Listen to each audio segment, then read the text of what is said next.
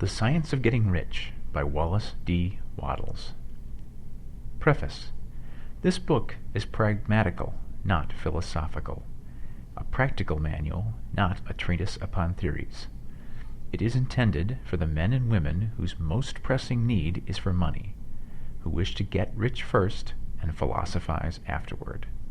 It is for those who have, so far, found neither the time, the means, nor the opportunity to go deeply into the study of metaphysics, but who want results and who are willing to take the conclusions of science as a basis for action, without going into all the processes by which those conclusions were reached.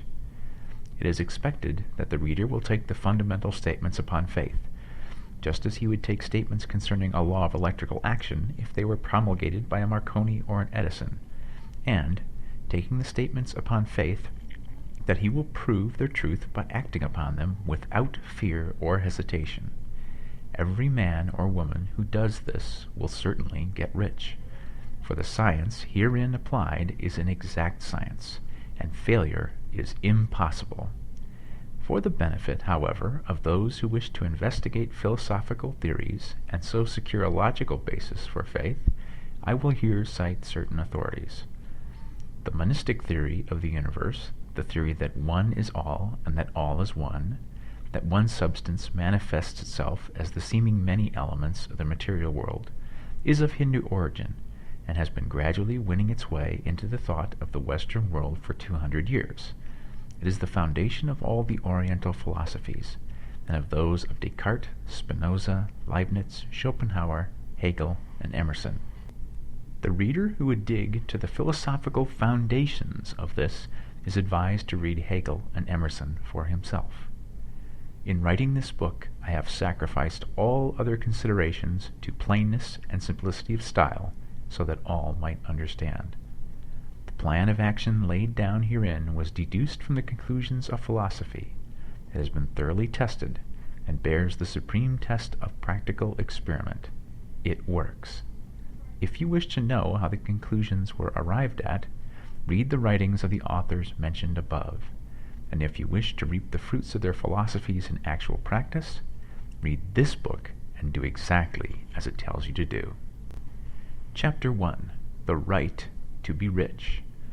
Whatever may be said in praise of poverty, the fact remains that it is not possible to live a really complete or successful life unless one is rich. No man can rise to his greatest possible height in talent or soul development unless he has plenty of money. For to unfold the soul and to develop talent, he must have many things to use, and he cannot have these things unless he has money to buy them. A man develops in mind, soul, and body by making use of things, and society is so organized that man must have money in order to become the possessor of things. Therefore, the basis of all advancement for man must be the science of getting rich. The object of all life is development, and everything that lives has an inalienable right to all the development it is capable of attaining. Man's right to life means his right to have the free and unrestricted use of all the things which may be necessary to his fullest mental, spiritual, and physical unfoldment, or, in other words, his right to be rich. In this book I shall not speak of riches in a figurative way. To be really rich does not mean to be satisfied or contented with a little. No man ought to be satisfied with a little if he is capable of using and enjoying more. The purpose of nature is the advancement and unfoldment of life, and every man should have all that can contribute to the power, elegance, beauty, and richness of life. To be content with less is sinful. The man who owns all he wants for the living of all the life he is capable of living is rich, and no man who has not plenty of money can have all he wants. Life has advanced so far and become so complex that even the most ordinary man or woman requires a great amount of wealth in order to live in a manner that even approaches completeness. Every person naturally wants to become all that they are capable of becoming. This desire to realize innate possibilities is inherent in human nature. we cannot help wanting to be all that we can be. Success in life is becoming what you want to be. You can become what you want to be only by making use of things, and you can only have the free use of things only as you become rich enough to buy them. To understand the science of getting rich is therefore the most essential of all knowledge. There is nothing wrong in wanting to get rich. The desire for riches is really the desire for a richer, fuller, and more abundant life. And that desire is praiseworthy. The man who does not desire to live more abundantly is abnormal, and so the man who does not desire to have money enough to buy all he wants is abnormal. There are three motives for which we live. We live for the body, we live for the mind, and we live for the soul. No one of these is better or holier than the other. All are alike desirable, and no one of the three, body, mind, or soul, can live fully if either of the others is cut short of full life and expression. It is not right or noble to live only for the soul and deny mind or body, and it is wrong to live for the intellect and deny body or soul. We are all acquainted with the loathsome consequences of living for the body and denying both mind and soul, and we see that real life means the complete expression of all that man can give forth through body, mind, and soul. Whatever he can say, no man can be really happy or satisfied unless his body is living fully in every function, and unless the same is true of his mind and his soul. Wherever there is unexpressed possibility, or function not performed, there is unsatisfied desire. Desire is possibility seeking expression, or function seeking performance. Men cannot live fully in body without good food, comfortable clothing, and warm shelter, and without freedom from excessive toil. Rest and recreation are also necessary to his physical life. He cannot live fully in mind without books and time to study them, without opportunity for travel and observation, or without intellectual companionship. To live fully in mind, he must have intellectual recreations, and must surround himself with all the objects of art and beauty he is capable of using and appreciating. To live fully in soul, man must have love, and love is denied expression by poverty. A man's highest happiness is found in the bestowal of benefits on those he loves. Love finds its most natural and spontaneous expression in giving. The man who has nothing to give cannot fill his place as husband or father, as a citizen or as a man. It is in the use of material things that a man finds full life for his body, develops his mind, and unfolds his soul. It is therefore of supreme importance to him that he should be rich. It is perfectly right that you should desire to be rich. If you are a normal man or woman, you cannot help doing so. It is perfectly right that you should give your best attention to the science of getting rich, for it is the noblest and most necessary of all studies. If you neglect this study, you are derelict in your duty to yourself, to God, and humanity, for you can render to God and humanity no greater service than to make the most of yourself. Chapter 2. There is a science of getting rich. There is a science of getting rich, and it is an exact science, like algebra or arithmetic. There are certain laws which govern the process of acquiring riches. Once these laws are learned and obeyed by any man, he will get rich with mathematical certainty. The ownership of money and property comes as a result of doing things in a certain way. Those who do things in this certain way, whether on purpose or accidentally, get rich, while those who do not do things in this certain way, no matter how hard they work or how able they are, remain poor. It is a natural law that like causes always produce like effects, and therefore any man or woman who learns to do things in this certain way will infallibly get rich. That the above statement is true is shown by the following facts. Getting rich is not a matter of environment, for, if it were, all the people in a certain neighborhood would become wealthy. The people of one city would all be rich, while those in other towns would all be poor. Or the inhabitants of one state would roll in wealth, while those of an adjoining state would be in poverty. But everywhere we see rich and poor living side by side, in the same environment, and often engaged in the same vocations. When two men are in the same locality and in the same business, and one gets rich while the other remains poor, it shows that getting rich is not, primarily, a matter of environment. Some environments may be more favorable than others, but when two men in the same business are in the same neighborhood, and one gets rich while the other fails, it indicates that getting rich is the result of doing things in a certain way. And further, the ability to do things in this certain way is not due solely to the possession of talent, for many people who have great talent remain poor, while others who have very little talent get rich. Studying the people who have got rich, we find that they are an average lot in all respects, having no greater talents and abilities than other men. It is evident that they do not get rich because they possess talents and abilities that other men have not, but because they happen to do things in a certain way.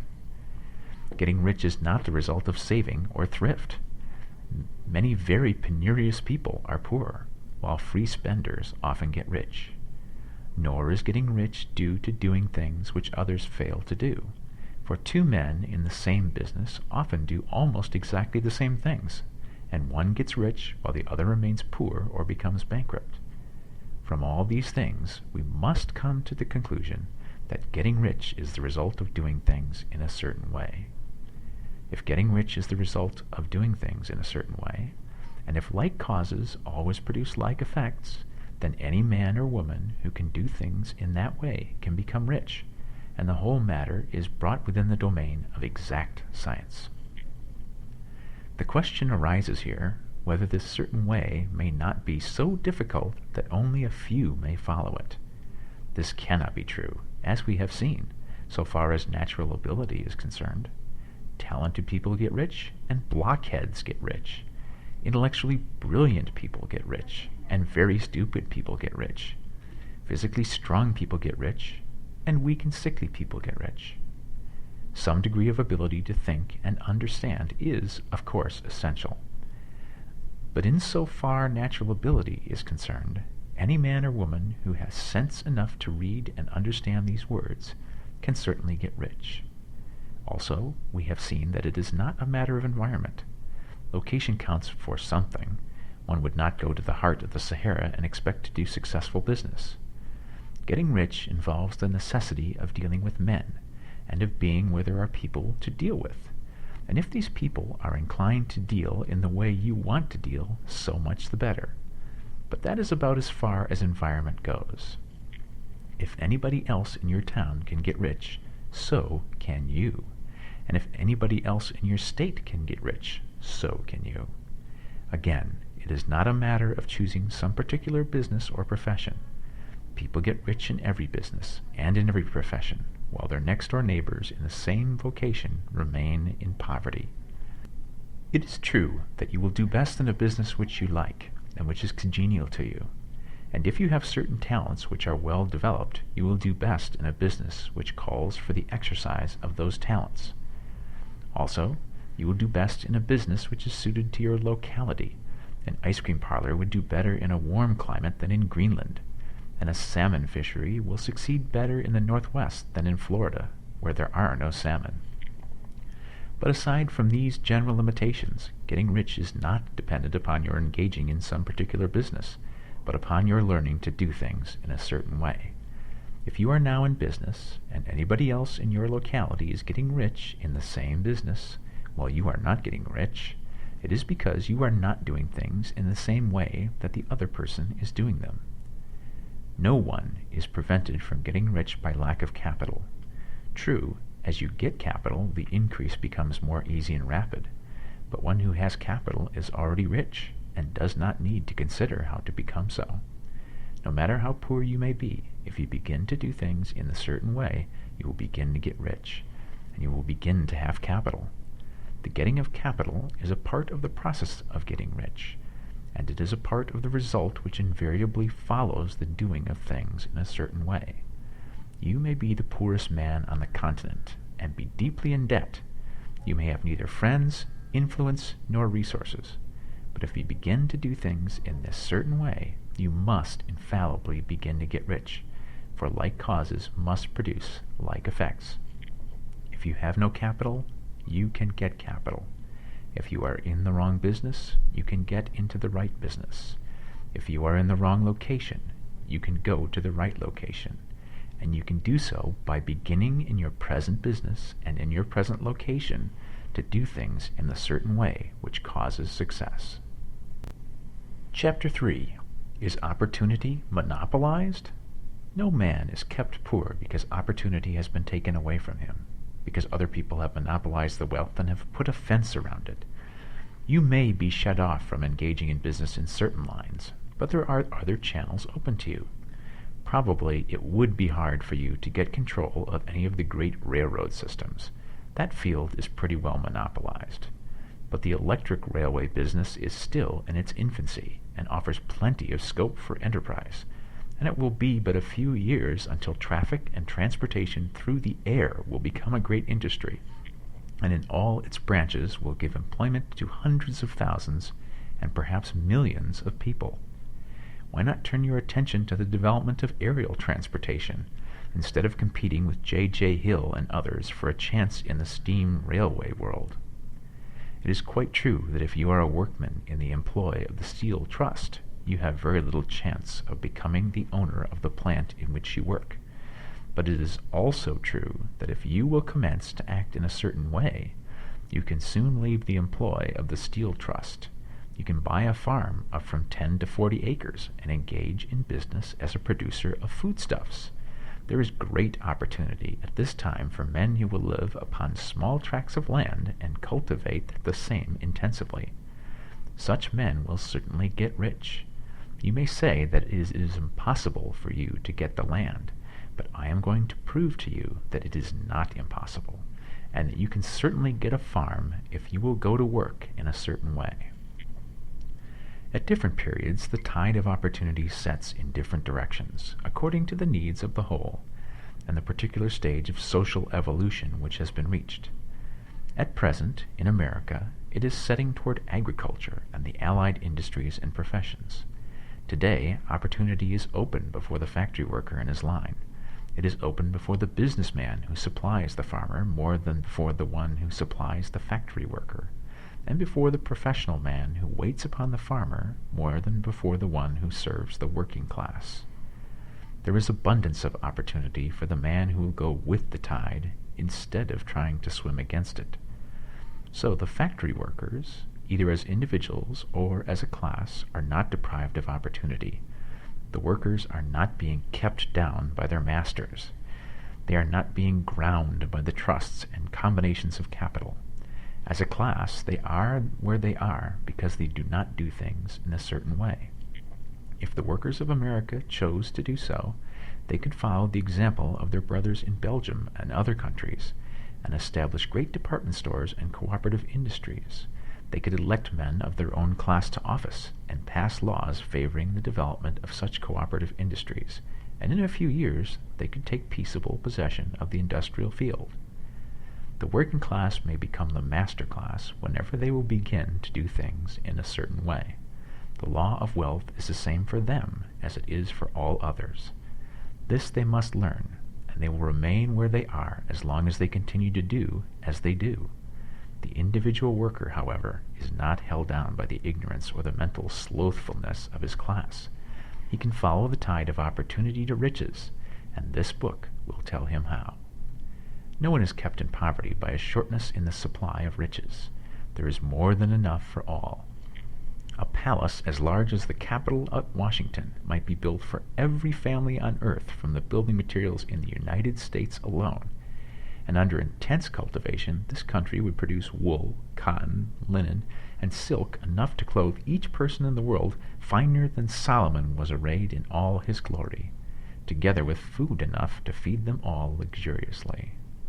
The visible supply is practically inexhaustible, and the invisible supply really is inexhaustible.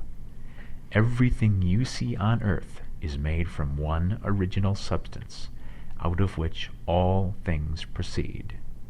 New forms are constantly being made, and older ones are dissolving, but all are shapes assumed by one thing. There is no limit to the supply of formless stuff or original substance. The universe is made out of it, but it was not all used in making the universe. The spaces in, through, and between the forms of the visible universe are permeated and filled with the original substance, with the formless stuff, with the raw material of all things.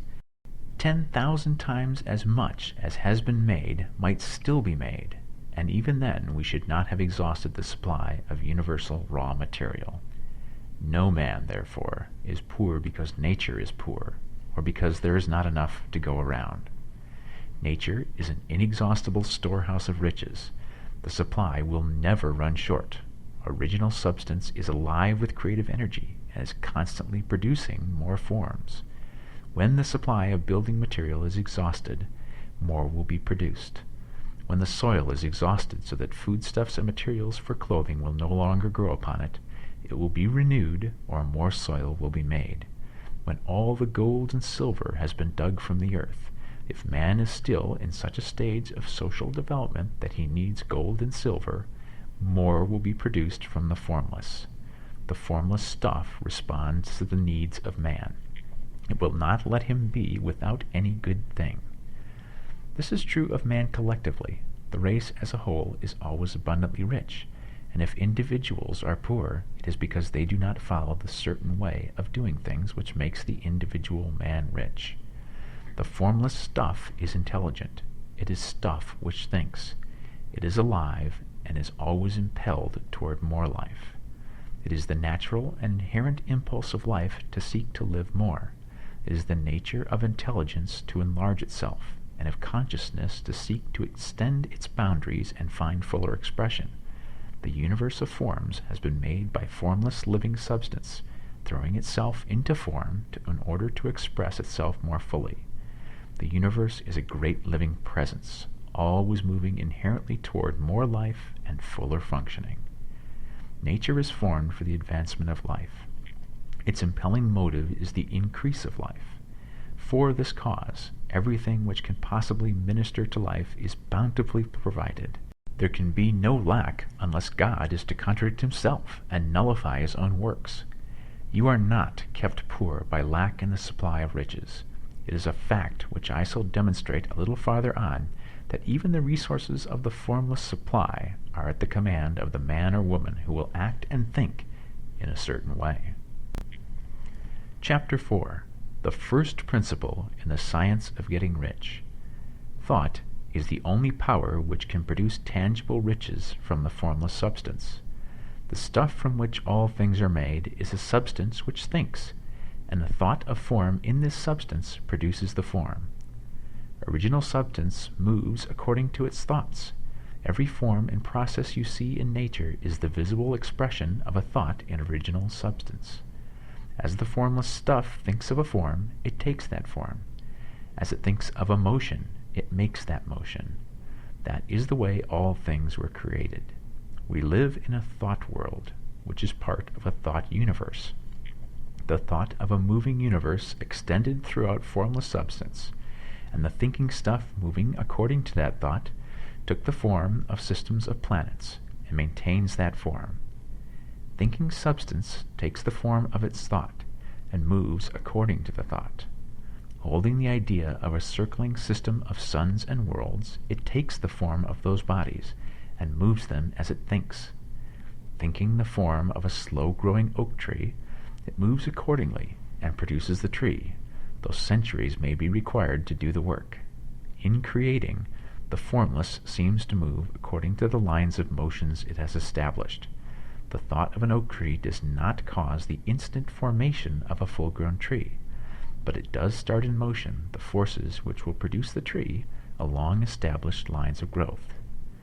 Every thought of form, held in thinking substance, causes the creation of the form, but always, or at least generally, along lines of growth and action already established. The thought of a house of a certain construction, if it were impressed upon formless substance, might not cause the instant formation of the house.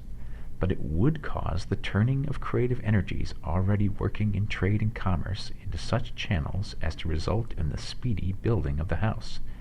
And if there were no existing channels through which the creative energy could work, then the house would be formed directly from primal substance, without waiting for the slow processes of the organic and inorganic world. No thought of form can be impressed upon original substance without causing the creation of the form. Man is a thinking center and can originate thought. All the forms that man fashions with his hands must first exist in his thoughts. He cannot shape a thing until he has thought that thing. And so far, man has confined his efforts wholly to the work of his hands. He has applied manual labor to the world of forms, seeking to change or modify those already existing.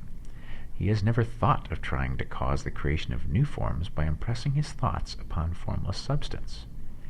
When man has a thought form, he takes material from the forms of nature and makes an image of the form which is in his mind. He has, so far, made little or no effort to cooperate with formless intelligence, to work, quote, with the Father, end quote. He has not dreamed that he can, quote, do what he seeth the Father doing, end quote. Man reshapes and modifies existing forms by manual labor. He has given no attention to the question whether he may not produce things from formless substance by communicating his thoughts to it. We propose to prove that he may do so, to prove that any man or woman may do so, and to show how. As our first step, we must lay down 3 fundamental propositions. First, we assert that there is one original formless stuff or substance from which all things are made. All the seemingly many elements are but different presentations of one element.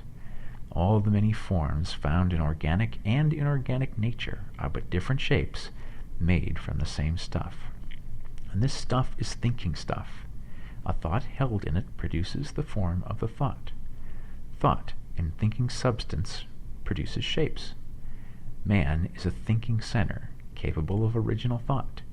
If man can communicate his thought to original thinking substance, he can cause the creation or formation of the thing he thinks about.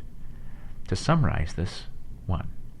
There is a thinking stuff from which all things are made, and which, in its original state, permeates, penetrates, and fills the interspaces of the universe. 2. A thought in this substance produces the thing that is imagined by the thought. 3. Man can form things in his thought, and, by impressing his thought upon formless substance, can cause the thing he thinks about to be creative. It may be asked if I can prove these statements, and without going into details, I answer that I can do so, both by logic and experience. Reasoning back from the phenomena of form and thought, I come to one original thinking substance, and reasoning forward from this thinking substance, I come to man's power to cause the formation of the thing he thinks about. And by experiment, I find the reasoning true, and this is my strongest proof. If one man who reads this book gets rich by doing what it tells him to do, that is evidence in support of my claim. But if every man who does what it tells him to do gets rich, that is positive proof until someone goes through the process and fails. The theory is true until the process fails, and this process will not fail, for every man who does exactly what this book tells him to do will get rich. I have said that men get rich by doing things in a certain way, and in order to do so, men must become able to think in a certain way. A man's way of doing things is the direct result of the way he thinks about things. To do things in a way you want to do them, you will have to acquire the ability to think the way you want to think. This is the first step towards getting rich. To think what you want to think is to think truth, regardless of appearances. Every man has the natural and inherent power to think what he wants to think, but it requires far more effort to do so than it does to think the thoughts which are suggested by appearances. To think according to appearances is easy. To think truth, regardless of appearances, is laborious and requires the expenditure of more power than any other work man is called upon to perform. There is no labor from which most people shrink as they do from that of sustained and consecutive thought. It is the hardest work in the world. This is especially true when truth is contrary to appearances. Every appearance in the visible world tends to produce a corresponding form in the mind which observes it, and this can only be prevented by holding the thought of the truth. To look upon the appearance of disease will produce the form of disease in your own mind, and ultimately in your body, unless you hold the thought of the truth, which is that there is no disease. It is only an appearance, and the reality is health. To look upon the appearances of poverty will produce corresponding forms in your own mind, unless you hold to the truth that there is no poverty, there is only abundance. To think health when surrounded by the appearances of disease, or to think riches when in the midst of appearances of poverty, requires power. But he who acquires this power becomes a master mind. He can conquer fate. He can have what he wants.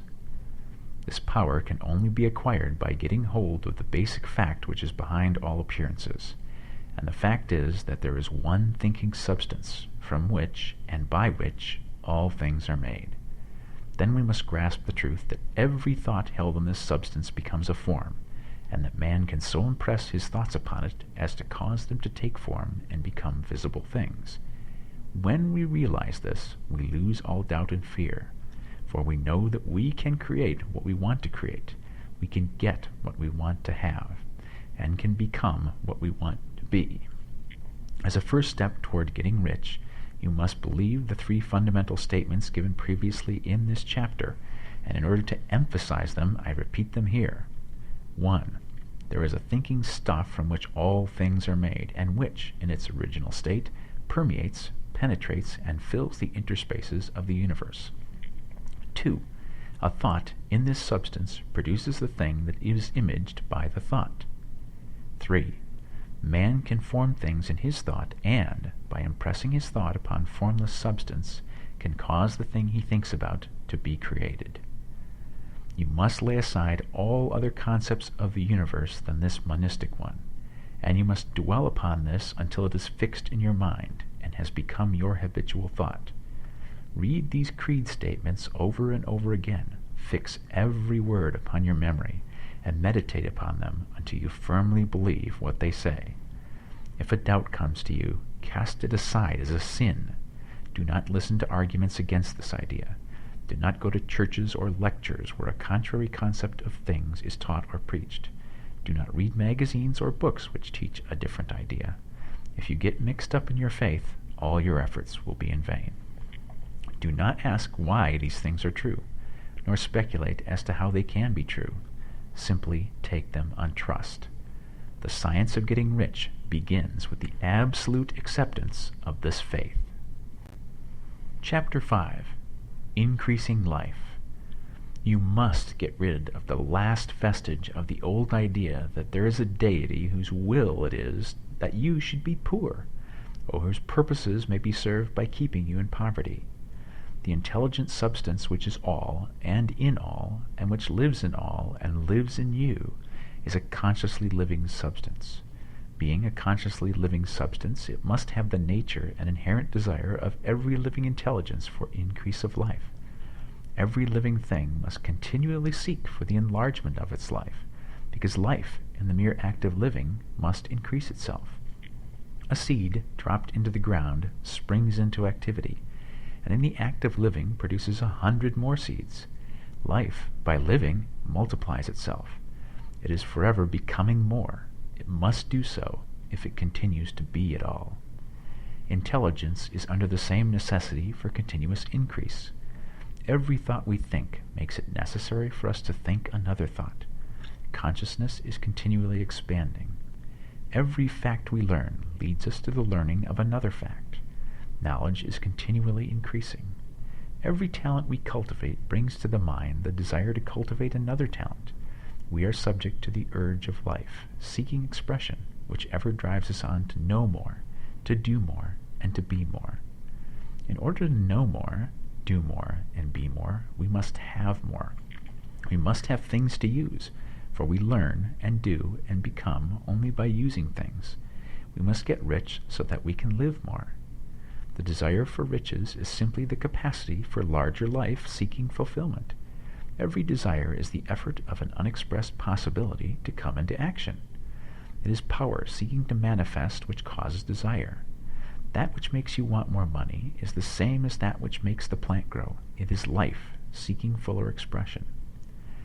The one living substance must be subject to this inherent law of all life. It is permeated with the desire to live more. That is why it is under the necessity of creating things. The one substance desires to live more in you. Hence it wants you to have all the things you can use. It is the desire of God that you should get rich. He wants you to get rich because he can express himself better through you if you have plenty of things to use in giving him expression. He can live more in you if you have unlimited command of the means of life. The universe desires you to have everything you want to have. Nature is friendly to your plans. Everything is naturally for you. Make up your mind that this is true. It is essential, however, that your purpose should harmonize with the purpose that is in all. You must want real life, not mere pleasure of sensual gratification. Life is the performance of function, and the individual really lives only when he performs every function, physical, mental, and spiritual, of which he is capable without excess in any. You do not want to get rich in order to live swinishly for the gratification of animal desires. That is not life. But the performance of every physical function is a part of life, and no one lives completely who denies the impulses of the body a normal and healthful expression. You do not want to get rich solely to enjoy mental pleasures, to get knowledge, to gratify ambition, to outshine others, to be famous.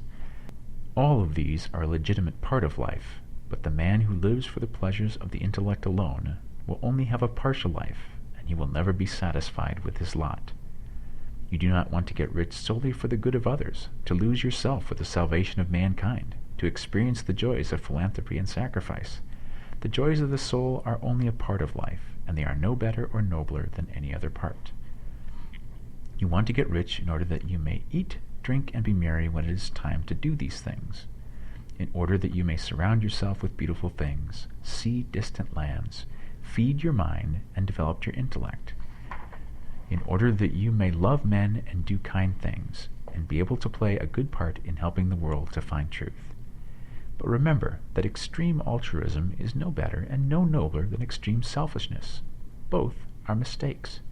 Get rid of the idea that God wants you to sacrifice yourself to others, and that you can secure his favor by doing so. God requires nothing of the kind. What he wants is that you should make the most of yourself, for yourself, and for others. And you can help others more by making the most of yourself than in any other way. You can make the most of yourself only by getting rich, so it is right and praiseworthy that you should give your first and best thought to the work of acquiring wealth. Remember, however, that the desire of substance is for all, and its movements must be for more life to all. It cannot be made to work for less life to any, because it is equally in all, seeking riches and life. Intelligent substance will make things for you, but it will not take things away from someone else and give them to you. You must get rid of the thought of competition. You are to create, not to compete for what is already created. You do not have to take anything away from anyone. You do not have to drive sharp bargains. You do not have to cheat or to take advantage. You do not need to let any man work for you for less than he earns. You do not have to covet the property of others or to look at it with wishful eyes. No man has anything of which you cannot have the like, and that without taking what he has away from him. You are to become a creator, not a competitor. You are going to get what you want, but in such a way that when you get it, every other man will have more than he has now. I am aware that there are men who get a vast amount of money by proceeding in direct opposition to the statements in the paragraph above, and may add a word of explanation here. Men of the plutocratic type who become very rich do so sometimes purely by their extraordinary ability on the plane of competition, and sometimes they unconsciously relate themselves to substance in its great purposes and movements for the general racial upbuilding through industrial evolution. Rockefeller, Carnegie, Morgan, and the rest have been the unconscious agents of the supreme in the necessary work of systematizing and organizing productive industry, and in the end, their work will contribute immensely toward increased life for all. Their day is nearly over. They have organized production, and will soon be succeeded by the agents of the multitude who will organize the machinery of distribution. The multimillionaires are like the monster reptiles of the prehistoric eras. They play a necessary part in the evolutionary process, but the same power which produced them will dispose of them, and it is well to bear in mind that they have never been really rich. A record of the private lives of most of this class will show that they have been really the most abject and wretched of the poor. Riches secured on the competitive plane are never satisfactory and permanent. They are yours today, and another's tomorrow. Remember, if you are to become rich in a scientific and certain way, you must rise entirely out of the competitive thought. You must never think for a moment that the supply is limited. Just as soon as you begin to think that all the money is being cornered and controlled by bankers and others, and that you must exert yourself to get laws passed to stop this process and so on, in that moment you drop into the competitive mind, and your power to cause creation is gone for the time being. And what is worse, you will probably arrest the creative movements you have already instituted. Know that there are countless millions of dollars worth of gold in the mountains of the earth not yet brought to light, and know that if it were not, more would be created from thinking substance to supply your needs. Know that the money you need will come, even if it is necessary for 1,000 men to be led to the discovery of new gold mines tomorrow. Never look at the visible. Look always at the limitless riches in formless substance, and know that they are coming to you as fast as you can receive and use them. Nobody, by cornering the visible supply, can prevent you from getting what is yours. So never allow yourself to think for an instant that all the best building spots will be taken before you get ready to build your house, unless you hurry.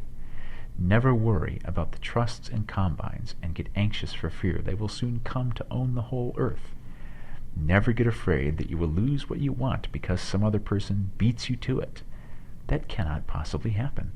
You are not seeking anything that is possessed by anybody else. You are causing what you want to be created from formless substance, and the supply is without limits. Stick to the formulated statement. 1. There is a thinking stuff from which all things are made, and which, in its original state, permeates, penetrates, and fills the interspaces of the universe. 2. A thought in this substance produces the thing that is imaged by the thought. 3. Man can form things in his thought, and, by impressing his thought upon formless substance, can cause the thing he thinks about to be created. Chapter 6. How Riches Come to You. When I say that you do not have to drive sharp bargains, I do not mean that you do not have to drive any bargains at all, or that you are above the necessity for having any dealings with your fellow men. I mean that you will not need to deal with them unfairly. You do not have to get something for nothing, but can give to every man more than you take from him. You cannot give every man more in cash value than you can take from him, but you can give him more in use value than the cash value of the thing you take from him. The paper, ink, and other material in this book may not be worth the money you pay for it, but if the ideas suggested by it bring you thousands of dollars, you have not been wronged by those who sold it to you. They have given you a great use value for a small cash value. Let us suppose that I own a picture by one of the great artists, which, in any civilized community, is worth thousands of dollars. I take it to Baffin Bay, and by salesmanship induce an Eskimo to give a bunch of furs worth $500 for it. I have really wronged him, for he has no use for the picture. It has no use value to him. It will not add to his life. But suppose I give him a gun worth $50 for his furs. Then he has made a good bargain. He has use for the gun. It will get him many more furs and much food. It will add to his life in every way. It will make him rich. When you rise from the competitive to the creative plane, you can scan your business transactions very strictly. And if you are selling any man anything which does not add more to his life than the thing he gave you in exchange, you can afford to stop it. You do not have to beat anybody in business. And if you are in a business which does beat people, get out of it at once. Give every man more in use value than you take from him in cash value. Then you are adding to the life of the world by every business transaction. If you have people working for you, you must take from them more in cash value than you pay them in wages. But you can so organize your business that it will be filled with the principle of advancement, and so that each employee who wishes to do so may advance a little every day. You can make your business do for your employees what this book is doing for you. You can so conduct your business that it will be a sort of ladder by which every employee who will take the trouble may climb to riches himself, and, given the opportunity, if you will not do so, it is not your fault. And, finally, because you are to cause the creation of your riches from formless substance which permeates all your environment, it does not follow that they are to take shape from the atmosphere and come into being before your very eyes. If you want a sewing machine, for instance, I do not mean to tell you that you are to impress the thought of a sewing machine on thinking substance until the machine is formed without hands in the room where you sit or elsewhere. But if you want a sewing machine, hold the mental image of it with the most positive certainty that it is being made or is on its way to you. After once forming the thought, have the most absolute and unquestioning faith that the sewing machine is coming. Never think of it or speak of it in any other way than as being sure to arrive. Claim it as already yours. It will be brought to you by the power of the Supreme Intelligence, acting upon the minds of men. If you live in Maine, it may be that a man will be brought from Texas or Japan to engage in some transaction which will result in your getting what you want. If so, the whole matter will be as much to that man's advantage as it is to yours. Do not forget for a moment that the thinking substance is through all, in all, communicating with all, and can influence all. The desire of thinking substance for fuller life and better living has caused the creation of all the sewing machines already made, and it can cause the creation of millions more, and will, whenever men set in motion by desire and faith, and by acting in a certain way. You can certainly have a sewing machine in your house, and it is just as certain that you can have any other thing or things which you want, and which you will use for the advancement of your own life and the lives of others. You need not hesitate about asking largely. Quote, "It is your Father's pleasure to give you the kingdom," end quote, said Jesus. Original substance wants to live all that is possible in you, and wants you to have all that you can or will use for the living of the most abundant life. If you fix upon your consciousness the fact that the desire you feel for the possession of riches is one with the desire of omnipotence for more complete expression, your faith becomes invincible. Once I saw a little boy sitting at a piano and vainly trying to bring harmony out of the keys, and I saw that he was grieved and provoked by his inability to play real music. I asked him the cause of his vexation, and he answered, "I can feel the music in me, but I can't make my hands go right." The music in him was the urge of original substance, containing all the possibilities of all life. All there is of music was seeking expression through the child. God, the one substance, is trying to live and do and enjoy things through humanity. He is saying, "I want hands to build wonderful structures, to play divine harmonies, to paint glorious pictures. I want feet to run my errands, eyes to see my beauties, tongues to tell mighty truths and to sing marvelous songs," and so on. All that there is of possibility is seeking expression through men. God wants those who can play music to have pianos and every other instrument, and to have the means to cultivate their talents to the fullest extent. He wants those who can appreciate beauty to be able to surround themselves with beautiful things. He wants those who can discern truth to have every opportunity to travel and observe. He wants those who can appreciate dress to be beautifully clothed, and those who can appreciate good food to be luxuriously fed. He wants all these things because it is himself that enjoys and appreciates them. It is God who wants to play and sing and enjoy beauty and proclaim truth and wear fine clothes and eat good foods. It is God that worketh in you to will and to do, said Paul. The desire you feel for riches is the infinite, seeking to express himself in you as he sought to find expression in the little boy at the piano. So you need not hesitate to ask largely. Your part is to focalize and express the desire of God. This is a difficult point with most people. They retain something of the old idea that poverty and self-sacrifice are pleasing to God. They look upon poverty as a part of the plan, a necessity of nature. They have the idea that God has finished his work and made all that he can make, and that the majority of men must stay poor because there is not enough to go around. They hold to so much of this erroneous thought that they feel ashamed to ask for wealth. They try not to want more than a very modest competence, just enough to make them fairly comfortable. I recall now the case of one student who was told that he must get in mind a clear picture of the things he desired, so that the creative thought of them might be impressed on formless substance. He was a very poor man, living in a rented house, and having only what he earned from day to day, and he could not grasp the fact that all wealth was his. So, after thinking the matter over, he decided that he might reasonably ask for a new rug for the floor of his best room, and an anthracite coal stove to heat the house during the winter. Following the instructions given in this book, he obtained these things in a few months, and then it dawned upon him that he had not asked enough. He went through the house in which he lived, and planned all the improvements he would like to make in it. He mentally added a bay window here and a room there, until it was complete in his mind as his ideal home. Then he planned its furnishings. Holding the whole picture in his mind, he began living in a certain way, and moving toward what he wanted. And he owns the house now, and is rebuilding it after the form of his mental image. And now, with still larger faith, he is going on to yet greater things.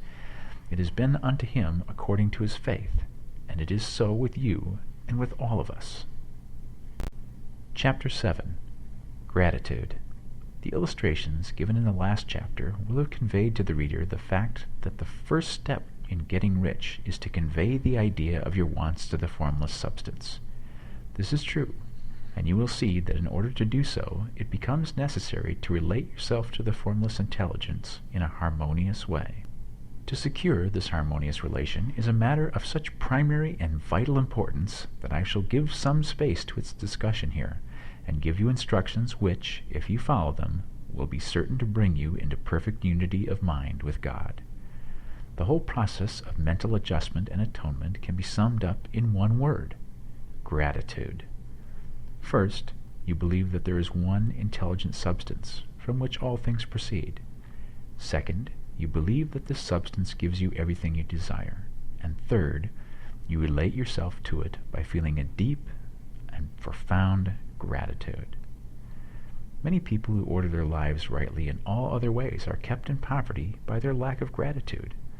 Having received one gift from God, they cut the wires which connect them with Him by failing to make acknowledgement. It is easy to understand that the nearer we live to the source of wealth, the more wealth we shall receive.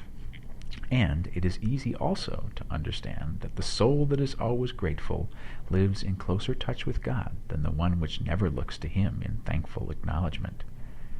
The more gratefully we fix our minds on the Supreme when good things come to us, the more good things we will receive, and the more rapidly they will come. And the reason simply is that the mental attitude of gratitude draws the mind into closer touch with the source from which the blessings come.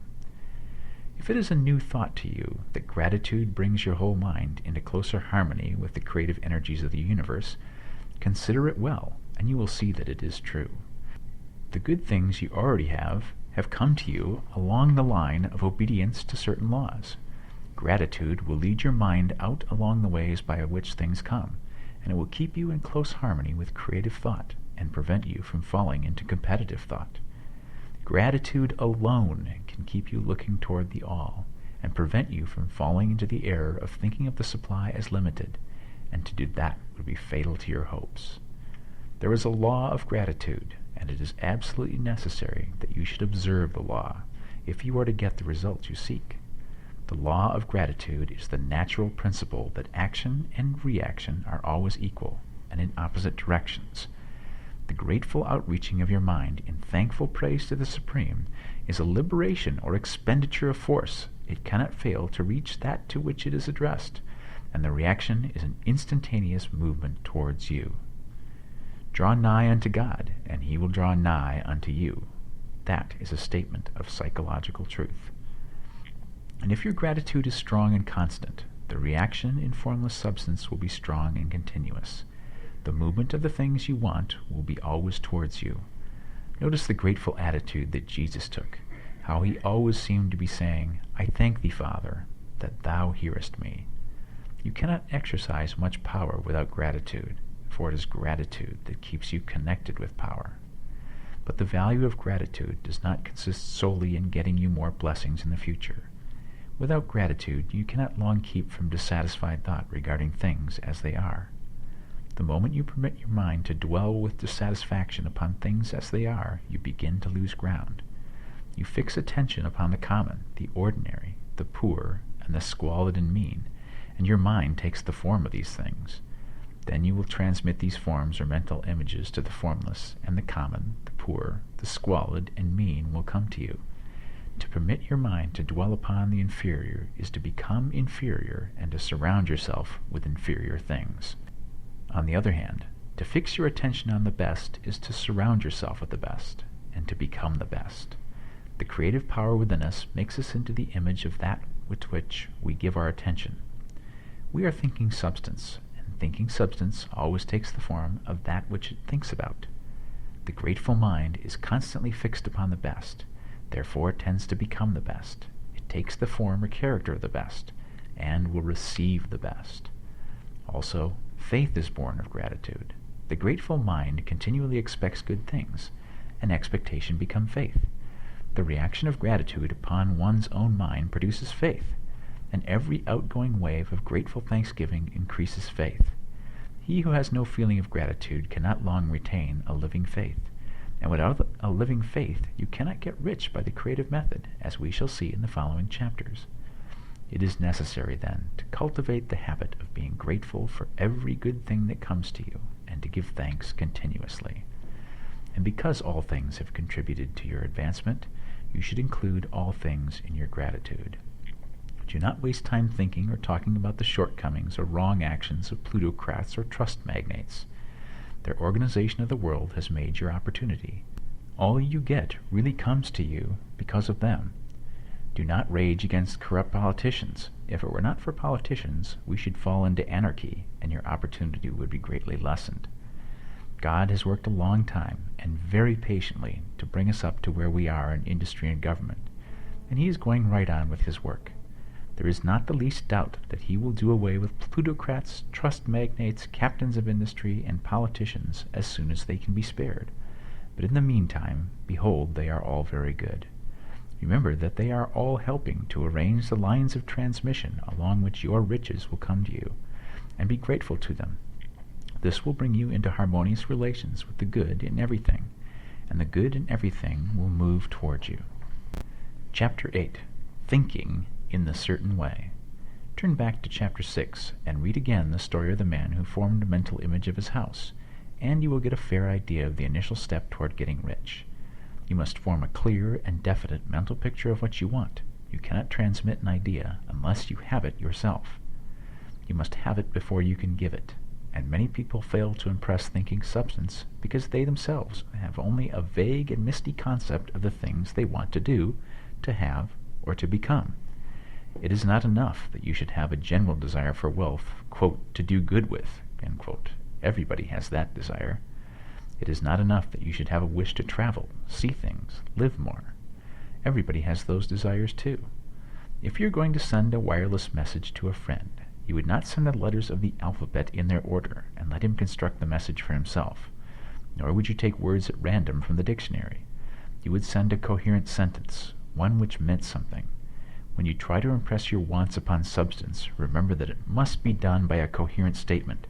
You must know what you want and be definite. You can never get rich or start the creative power into action by sending out unformed longings and vague desires. Go over your desires just as the man I have described went over his house. See just what you want and get a clear mental picture of it as you wish it to look when you get it. That clear mental picture you must have continually in mind, as the sailor has in mind the port towards which he is sailing the ship. You must keep your face toward it at all time. You must no more lose sight of it than the steersman loses sight of the compass. It is not necessary to take exercises in concentration, nor to set apart special times for prayer and affirmation. nor to go into the silence, nor to do occult stunts of any kind. Their things are well enough, but all you need is to know what you want, and to want it badly enough so that it will stay in your thoughts. Spend as much of your leisure time as you can in contemplating your picture, but no one needs to take exercises to concentrate his mind on a thing which he really wants. It is the things you do not really care about which require effort to fix your attention upon them. And unless you really want to get rich, so that the desire is strong enough to hold your thoughts directed to the purpose as the magnetic pole holds the needle of the compass, it will hardly be worthwhile for you to try to carry out the instructions given in this book. The methods herein set forth are for people whose desire for riches is strong enough to overcome mental laziness and the love of ease and make them work. The more clear and definite you make your picture then, and the more you dwell upon it, bringing out all its delightful details, the stronger your desire will be. And the stronger your desire, the easier it will be to hold your mind fixed upon the picture of what you want. Something more is necessary, however, than merely to see the picture clearly. If that is all you do, you are only a dreamer, and will have little or no power for accomplishment. Behind your clear vision must be the purpose to realize it, to bring it out into tangible expression. And behind this purpose must be an invincible and unwavering faith that the thing is already yours, that it is at hand, and you have only to take possession of it. Live in the new house mentally, until it takes form around you physically. In the mental realm, enter at once into full enjoyment of the things you want.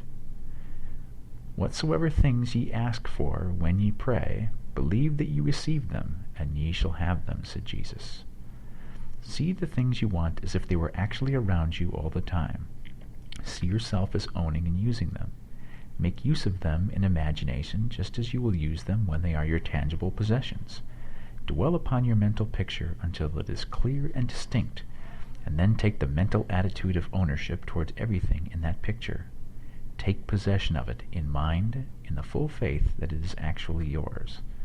Hold to this mental ownership. Do not waver for an instant in the faith that it is real. And remember what was said in a preceding chapter about gratitude. Be as thankful for it all the time as you expect to be when it has taken form.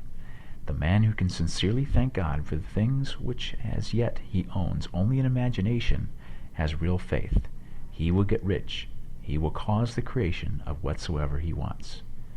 You do not need to pray repeatedly for things you want. It is not necessary to tell God about it every day. Use not vain repetitions, as the heathen do, said Jesus to his pupils, for your Father knoweth that ye have needs of these things before ye ask him. Your part is to intelligently formulate your desire for the things which make for a larger life, and to get these desires arranged in a coherent whole, and then to impress this whole desire upon the formless substance which has the power and the will to bring you what you want. You do not make this impression by repeating strings of words. You make it by holding the vision with unshakable purpose to attain it, and with steadfast faith that you do attain it. The answer to prayer is not according to your faith while you are talking, but according to your faith while you are working. You cannot impress the mind of God by having a special Sabbath day set apart to tell him what you want, and forgetting him during the rest of the week. You cannot impress him by having special hours to go into your closet and pray, if you then dismiss the matter from your mind until the hour of prayer comes again. Oral prayer is well enough, and has its effect, especially upon you, in clarifying your vision and strengthening your faith. But it is not your oral petitions which get you what you want. In order to get rich, you do not need a sweet hour of prayer. You need to pray without ceasing. And by prayer I mean holding steadily to your vision, with the purpose to cause its creation into solid form, and the faith that you are doing so. Believe that you receive them. The whole matter turns on receiving. Once you have clearly formed your vision, when you have formed it, it is well to make an oral statement, addressing the Supreme in reverent prayer. And from that moment you must, in mind, receive what you ask for. Live in the new house. Wear the fine clothes. Ride in the automobile. Go on the journey, and confidently plan for greater journeys. Think and speak of all the things you have asked for in terms of actual present ownership. Imagine an environment and a financial condition exactly as you want them, and live all the time in that imaginary environment and financial condition. Mind, however, that you do not do this as a mere dreamer and castle builder. Hold to the faith that the imaginary is being realized, and to the purpose to realize it. Remember that it is faith and purpose in the use of the imagination which make the difference between the scientist and the dreamer. And having learned this fact, it is here that you must learn the proper use of the will. Chapter 9. How to Use the Will. To set about getting rich in a scientific way, you do not try to apply your will power to anything outside of yourself. You have no right to do so, anyway. It is wrong to apply your will to other men and women in order to get them to do what you wish done. It is as flagrantly wrong to coerce people by mental power as it is to coerce them by physical power. If compelling people by physical force to do things for you reduces them to slavery, compelling them by mental means accomplishes exactly the same thing. The only difference is in methods. If taking things from people by physical force is robbery, then taking things by mental force is robbery too. There is no difference in principle.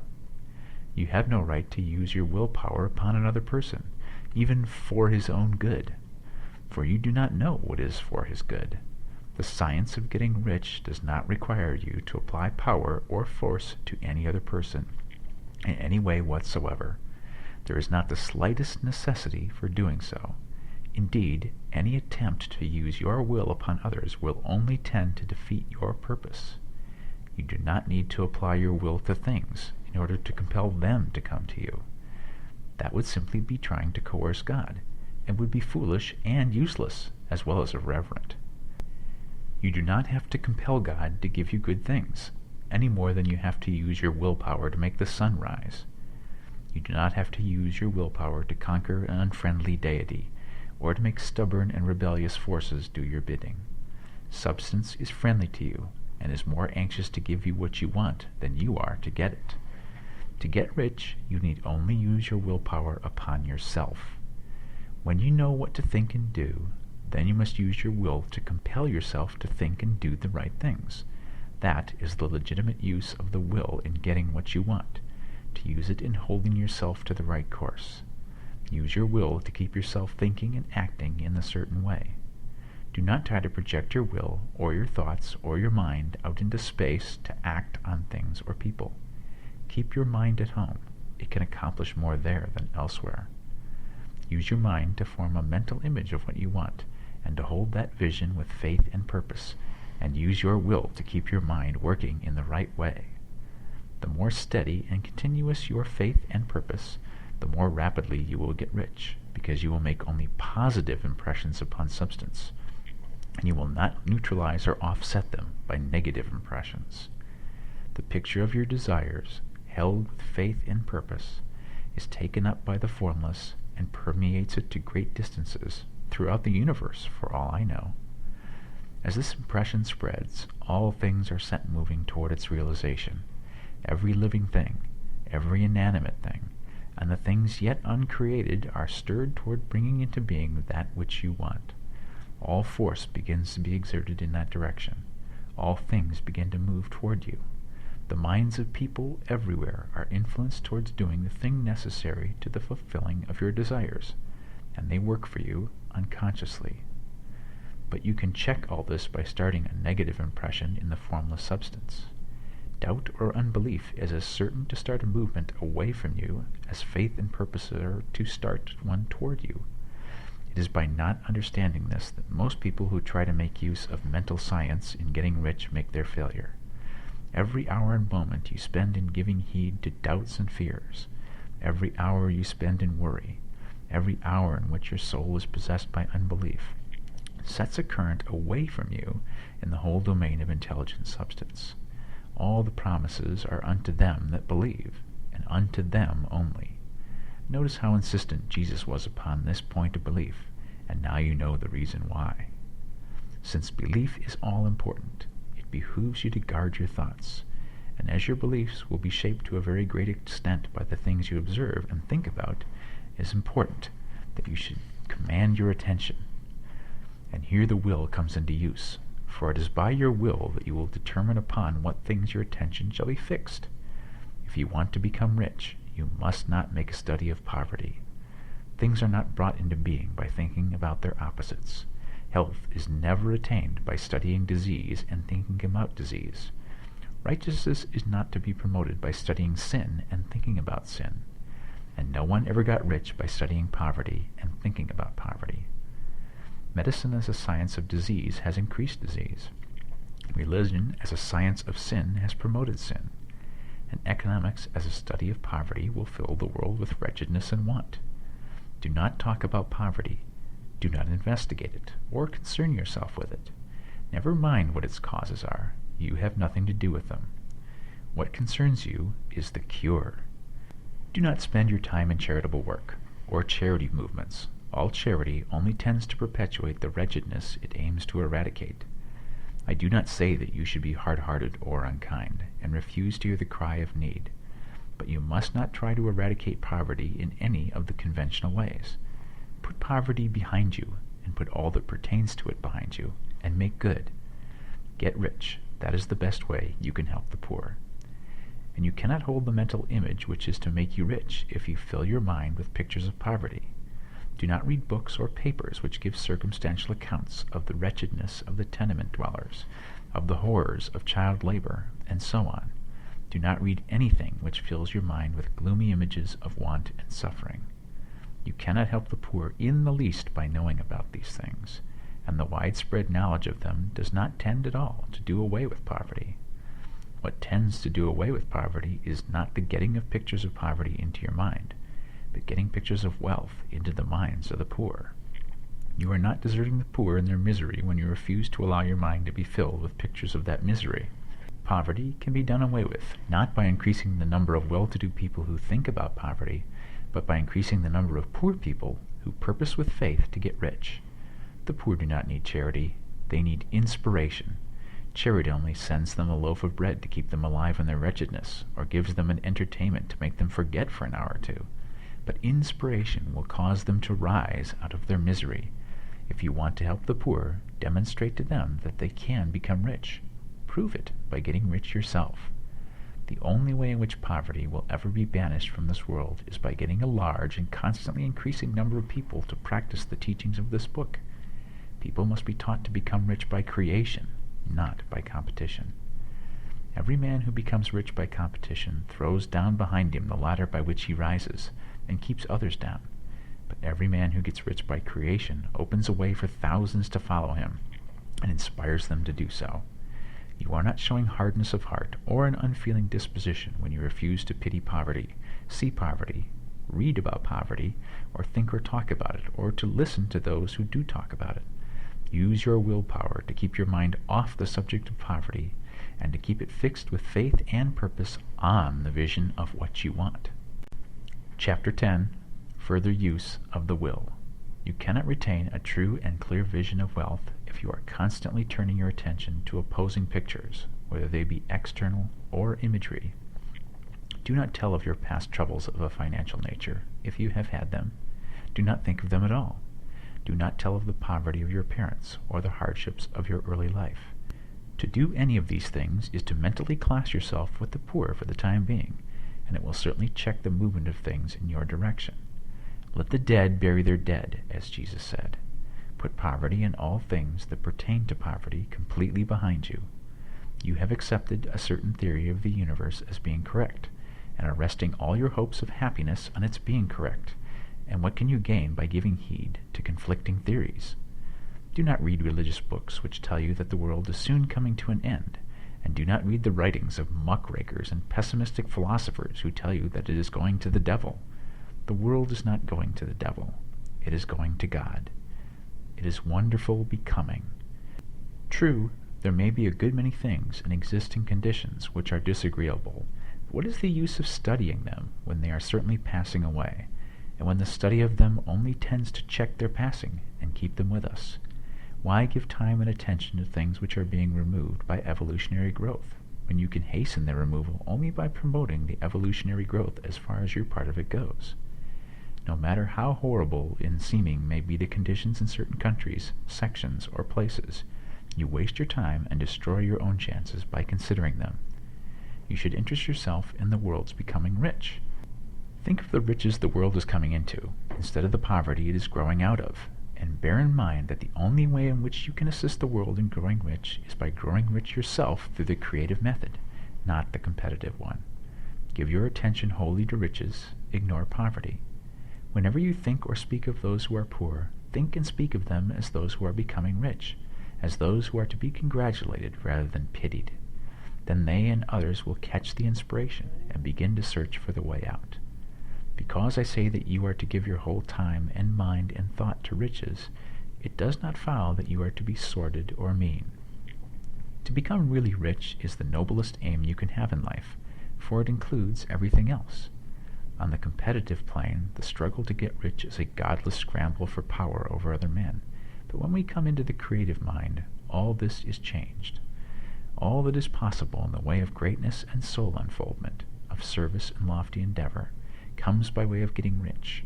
All is made possible by the use of things. If you lack for physical health, you will find that the attainment of it is conditional on your getting rich.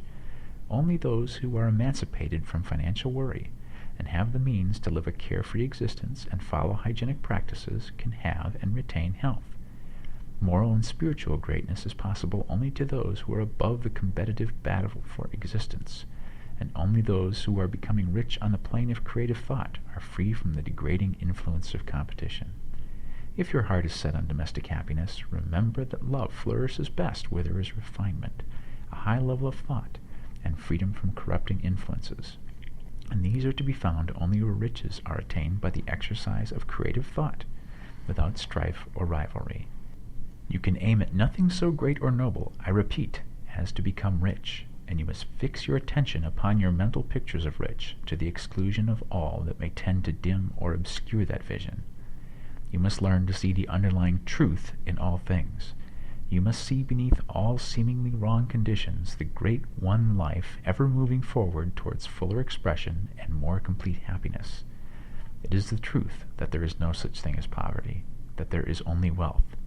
Some people remain in poverty because they are ignorant of the fact that there is wealth for them, and these can best be taught by showing them the way to affluence in your own person and practice.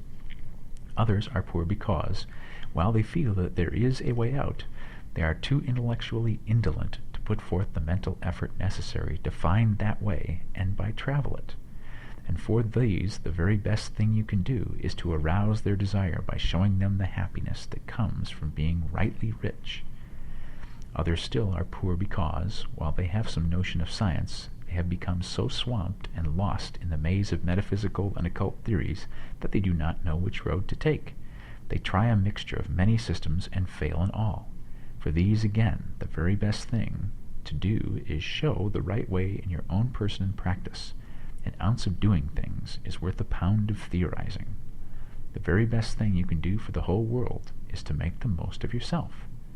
You can serve God and man in no more effective way than by getting rich. That is, if you get rich by the creative method and not by the competitive one. Another thing. We assert that this book gives in detail the principles of the science of getting rich, and if that is true, you do not need to read any other book upon the subject.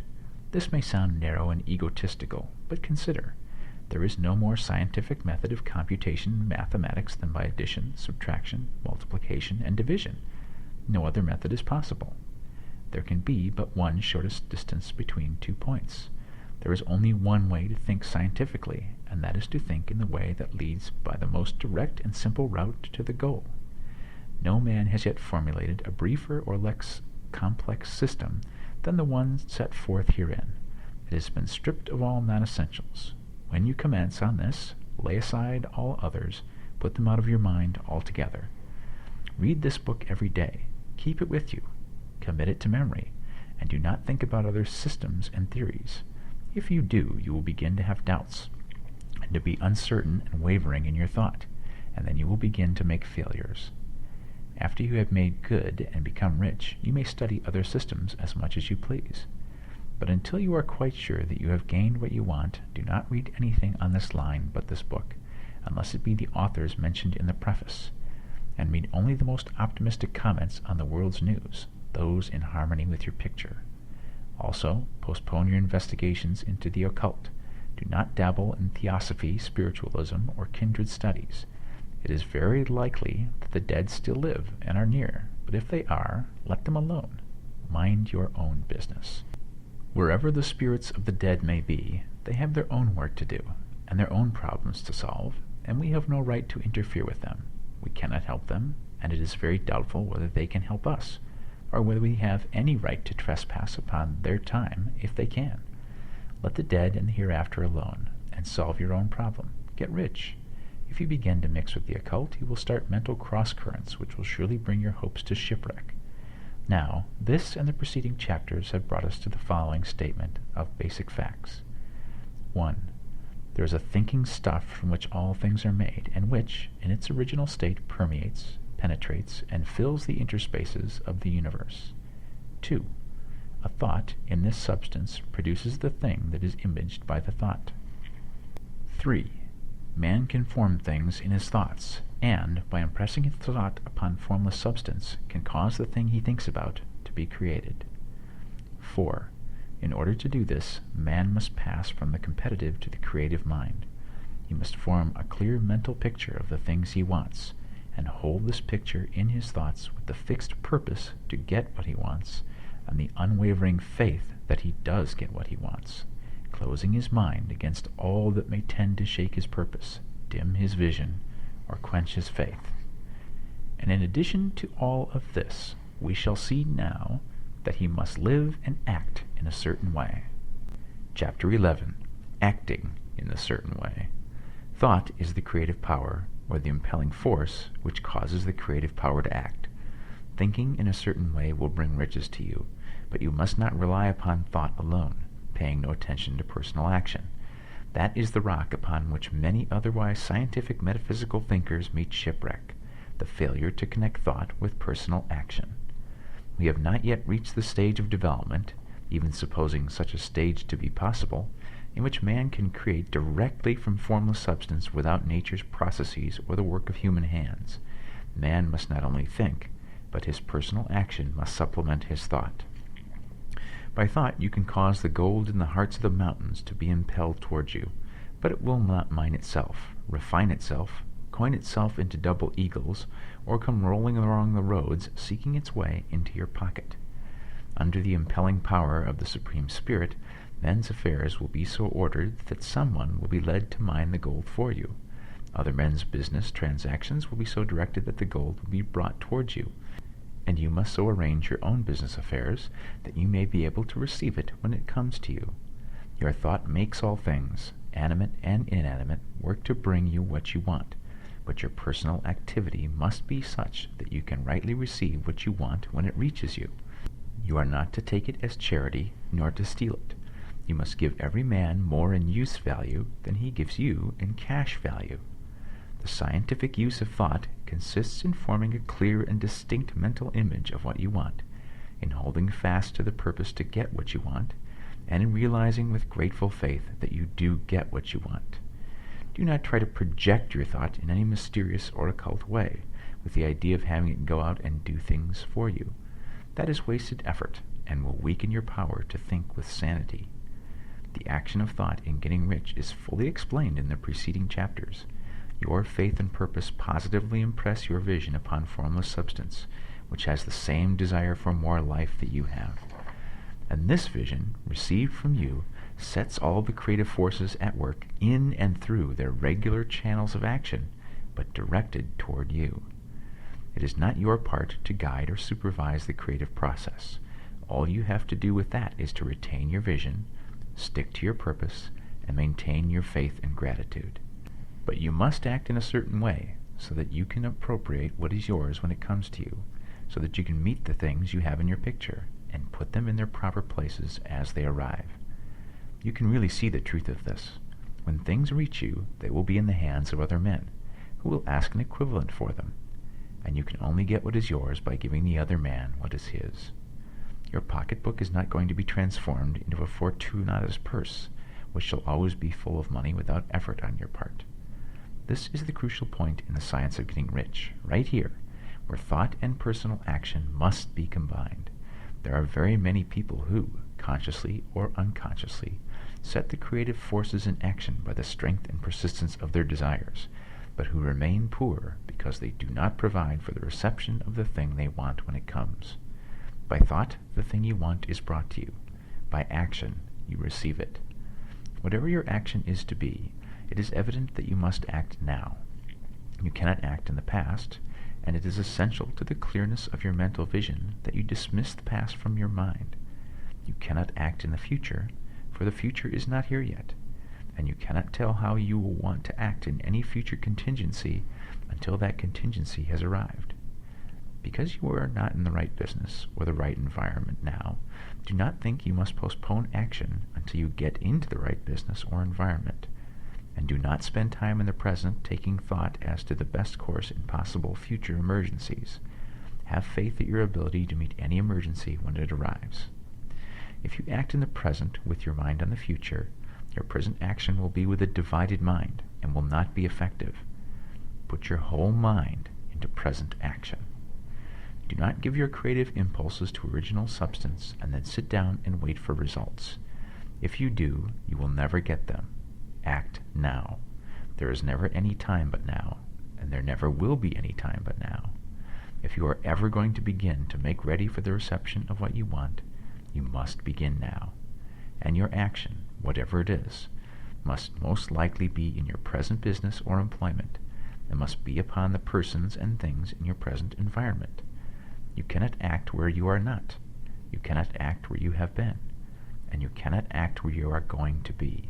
You can act only where you are. Do not bother as to whether yesterday's work was well done or ill done. Do today's work well.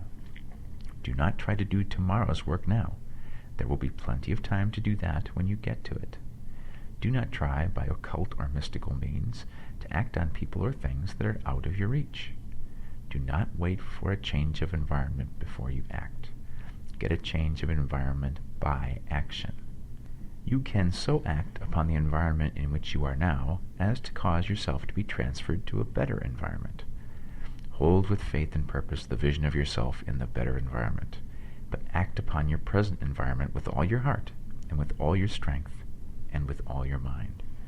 Do not spend any time in daydreaming or castle building. Hold to the one vision of what you want, and act now.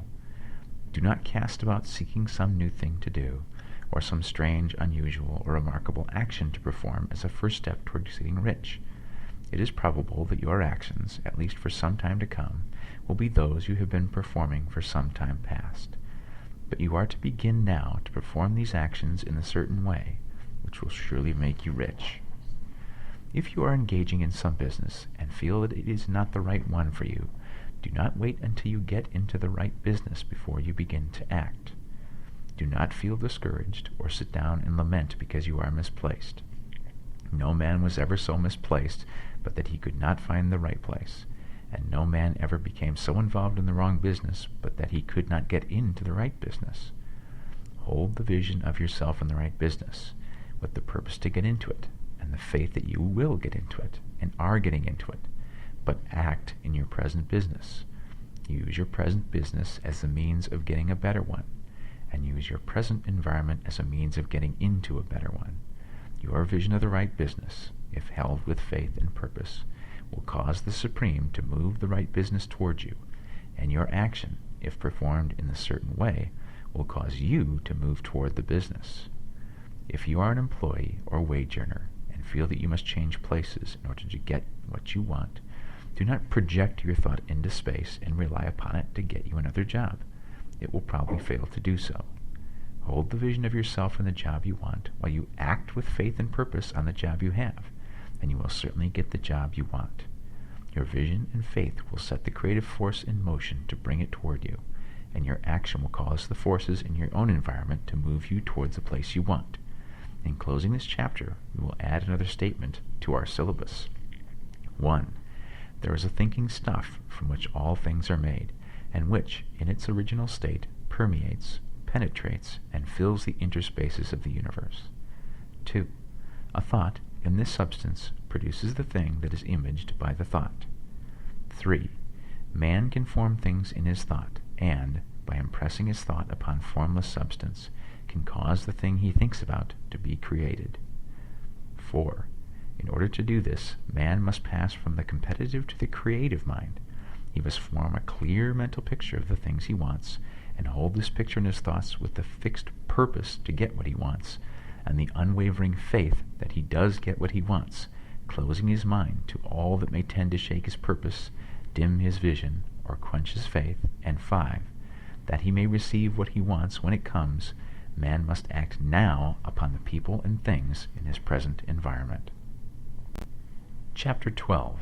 Efficient Action. You must use your thought as directed in previous chapters, and begin to do what you can do where you are, and you must do all that you can do where you are. You can advance only being larger than your present place, and no man is larger than his present place who leaves undone any of the work pertaining to that place. The world is advanced only by those who more than fill their present places. If no man quite filled his present place, you can see that there must be a going backward in everything. Those who do not quite fill their present places are dead weight upon society, government, commerce, and industry. They must be carried along by others at a great expense. The progress of the world is retarded only by those who do not fill the places they are holding. They belong to a former age and a lower stage or plane of life, and their tendency is toward degeneration. No society could advance if every man was smaller than his place. Social evolution is guided by the law of physical and mental evolution. In the animal world, evolution is caused by excess of life. When an organism has more life than can be expressed in the functions of its own plane, it develops the organs of a higher plane, and a new species is originated. There never would be any new species had there not been organisms which more than filled their places. The law is exactly the same for you. Your getting rich depends upon you applying this principle to your own affairs. Every day is either a successful day or a day of failure, and it is the successful days which get you what you want. If every day is a failure, you can never get rich, while if every day is a success, you cannot fail to get rich. If there is something that may be done today, and you do not do it, you have failed insofar as that thing is concerned, and the consequences may be more disastrous than you imagine. You cannot foresee the results of even the most trivial act. You do not know the workings of all the forces that have been set moving in your behalf. Much may be depending on your doing some simple act. It may be the very thing which is to open the door of opportunity to very great possibilities. You can never know all the combinations which supreme intelligence is making for you in the world of things and of human affairs. Your neglect or failure to do some small thing may cause a long delay in getting what you want. Do, every day, all that can be done that day. There is, however, a limitation or qualification of the above that you must take into account. You are not to overwork, nor to rush blindly into your business in the effort to do the greatest possible number of things in the shortest possible time. You are not to try to do tomorrow's work today, nor to do a week's work in a day. It is really not the number of things you do, but the efficiency of each separate act that counts. Every act is, in itself, either a success or a failure. Every act is, in itself, either effective or inefficient. Every inefficient act is a failure, and if you spend your life in doing inefficient acts, your whole life will be a failure. The more things you do, the worse for you if all your acts are inefficient ones.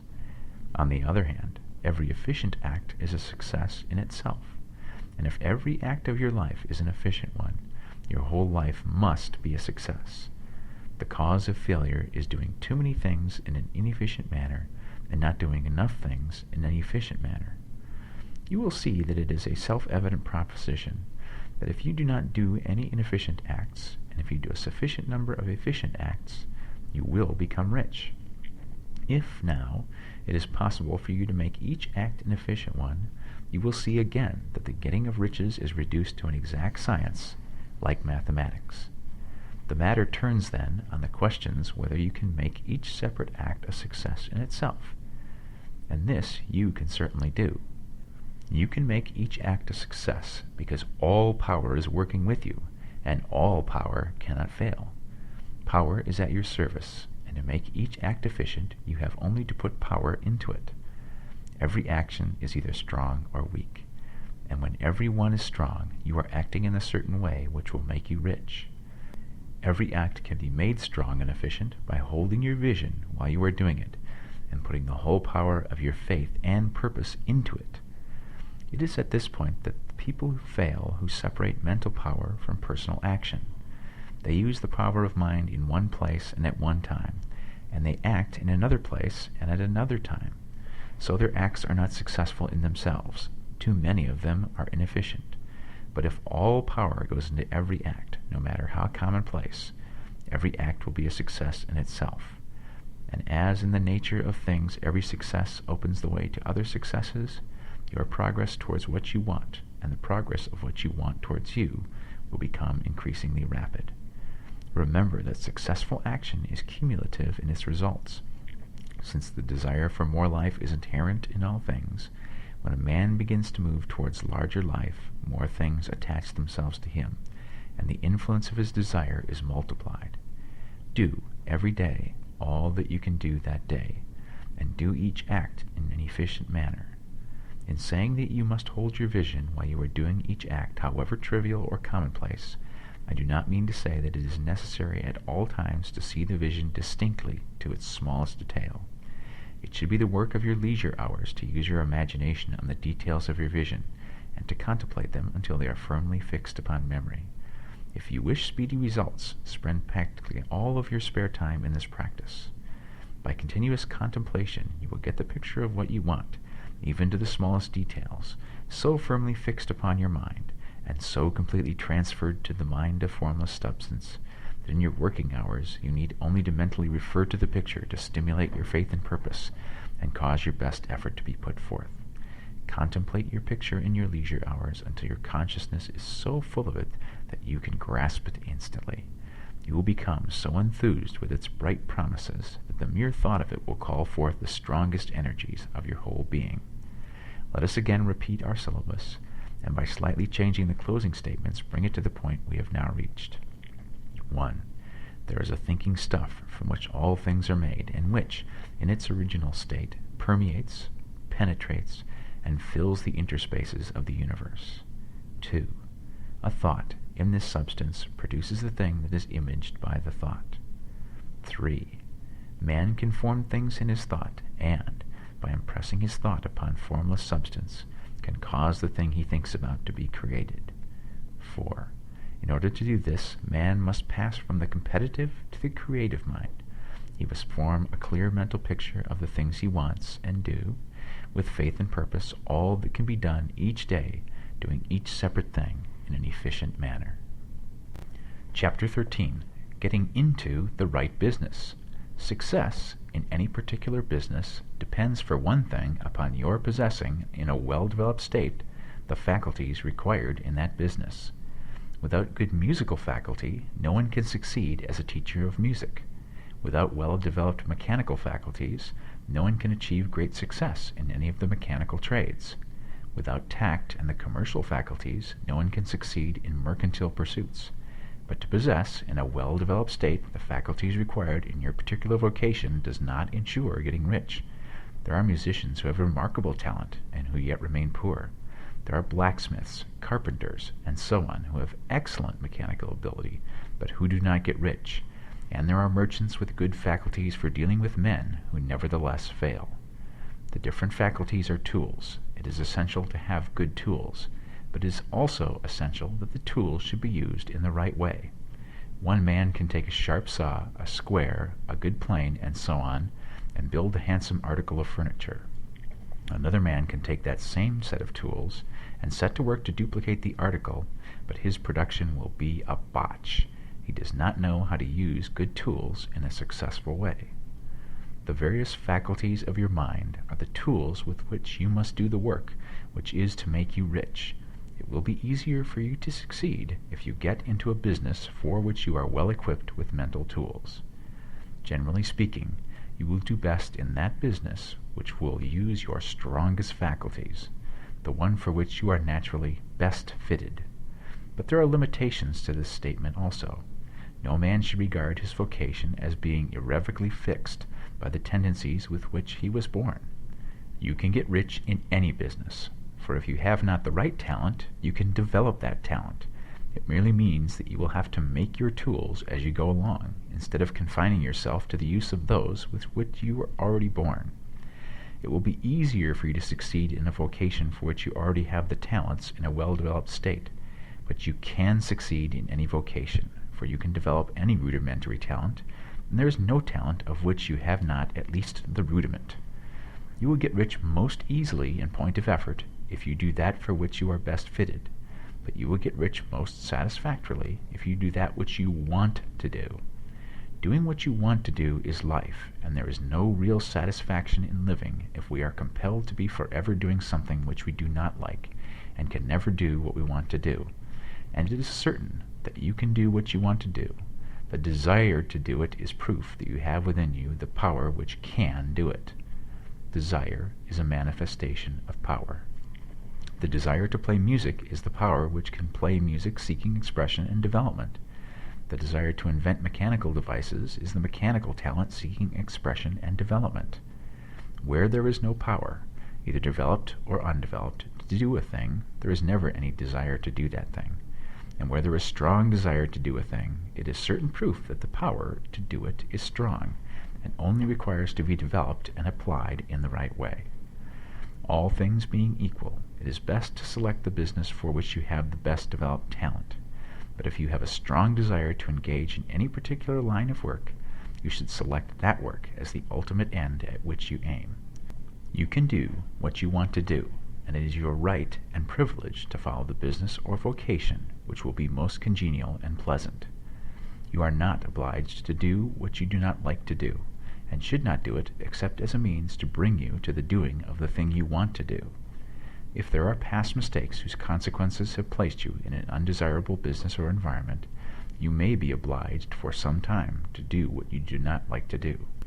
But you can make the doing of it pleasant by knowing that it is making it possible for you to come to the doing of what you want to do. If you feel that you are not in the right vocation, do not act too hastily in trying to get into another one. The best way, generally, to change business or environment is by growth. Do not be afraid to make a sudden and radical change if the opportunity is presented, and you feel, after careful consideration, that it is the right opportunity. But never take sudden or radical action when you are in doubt as to the wisdom of doing so. There is never any hurry on the creative plane, and there is no lack of opportunity. When you get out of the competitive mind, you will understand that you never need to act hastily. No one else is going to beat you to the thing you want to do. There is enough for all. If one space is taken, another and a better one will be opened for you a little farther on. There is plenty of time. When you are in doubt, wait. Fall back on the contemplation of your vision, and increase your faith and purpose, and by all means, in times of doubt and indecision, cultivate gratitude. A day or two spent in contemplating the vision of what you want, and in earnest thanksgiving that you are getting it, will bring your mind into such close relationship with the Supreme that you will make no mistake when you do act. There is a mind which knows all there is to know, and you can come into close unity with this mind by faith and the purpose to advance in life if you have deep gratitude. Mistakes come from acting hastily, or from acting in fear or doubt, or in forgetfulness of the right motive, which is more life to all and less to none. As you go on in the certain way, opportunities will come to you in increasing number, and you will need to be very steady in your faith and purpose, and to keep in close touch with the all-mind by reverent gratitude. Do all that you can do in a perfect manner every day, but do it without haste, worry, or fear. Go as fast as you can, but never hurry. Remember that in the moment you begin to hurry, you cease to be a creator and become a competitor. You drop back upon the old plane again. Whenever you find yourself hurrying, call a halt. Fix your attention on the mental image of the thing you want, and begin to give thanks that you are getting it. The exercise of gratitude will never fail to strengthen your faith and renew your purpose. Chapter 14. The Impression of Increase. Whether you change your vocation or not, Your actions for the present must be those pertaining to the business in which you are now engaged. You can get into the business you want by making constructive use of the business you already are established in, by doing your daily work in a certain way. And insofar as your business consists in dealing with other men, whether personally or by letter, the key thought of all your efforts must be to convey to their minds the impression of increase. Increase is what all men and women are seeking. It is the urge of the formless intelligence within them seeking fuller expression. The desire for increase is inherent in all nature. It is the fundamental impulse of the universe. All human activities are based on the desire for increase. People are seeking more food, more clothes, better shelter, more luxury, more beauty, more knowledge, more pleasure. Increase in something, more life. Every living thing is under this necessity for continuous advancement. Where increase of life ceases, dissolution and death set in at once. Man instinctively knows this, and hence he is forever seeking more. This law of perpetual increase is set forth by Jesus in the parable of the talents. Only those who gain more retain any. From him who hath not shall be taken away even that which he hath. The normal desire for increased wealth is not an evil or reprehensible thing. It is simply the desire for more abundant life. It is aspiration. And because it is the deepest instinct of their natures, all men and women are attracted to him who can give them more of the means of life. In following the certain way as described in the foregoing pages, you are getting continuous increase for yourself, and you are giving it to all with whom you deal.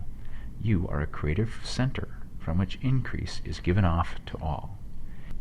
Be sure of this, and convey assurance of the fact to every man, woman, and child with whom you come in contact, no matter how small the transaction. Even if it be only the selling of a stick of candy to a little child, put into it the thought of increase, and make sure that the customer is impressed with the thought. Convey the impression of advancement with everything you do, so that all people shall receive the impression that you are an advancing man, and that you advance all who deal with you, even to the people with whom you meet in a social way, without any thought of business, and to whom you do not try to sell anything. Give the thought of increase. You can convey this impression by holding the unshakable faith that you, yourself, are in the way of increase, and by letting this faith inspire, fill, and permeate every action. Do everything that you do in the firm conviction that you are an advancing personality, and that you are giving advancement to everybody. Feel that you are getting rich, and that in doing so you are making others rich, and conferring benefits on all. Do not boast or brag of your success, or talk about it unnecessarily. True faith is never boastful. Wherever you find a boastful person, you find one who is secretly doubtful and afraid. Simply feel the faith, and let it work out in every transaction. Let every act and tone and look express the quiet assurance that you are getting rich, that you are already rich. Words will not be necessary to communicate this feeling to others. They will feel the sense of increase when in your presence, and will be attracted to you again. You must so impress others that they will feel in associating with you they will get increase for themselves.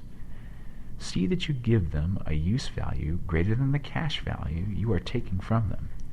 Take an honest pride in doing this, and let everybody know it, and you will have no lack of customers. People will go where they are given increase, and the Supreme, which desires increase in all, and which knows all, will move toward you men and women who have never heard of you.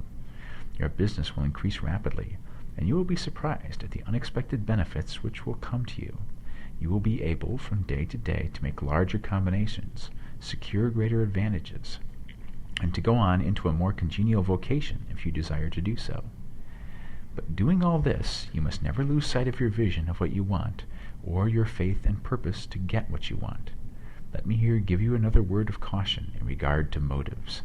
Beware of the insidious temptation to seek for power over other men.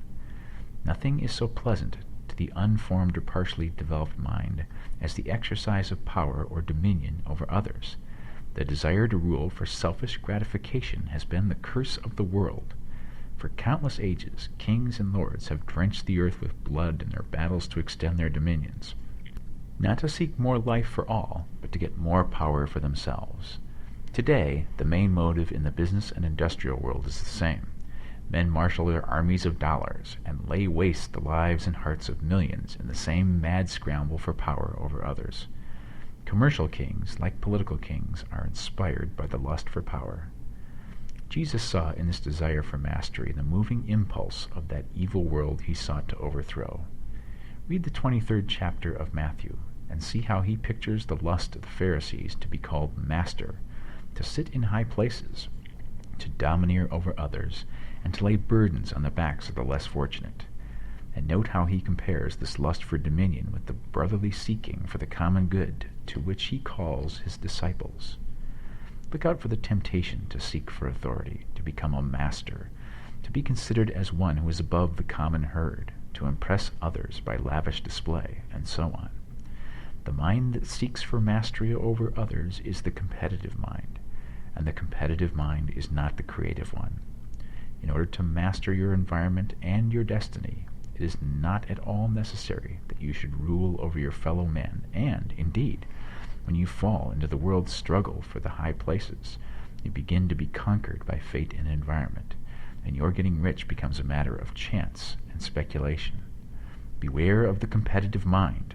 No better statement of the principle of creative action can be formulated than the famous declaration of the late Golden Rule Jones of Toledo, quote, "What I want for myself, I want for everybody."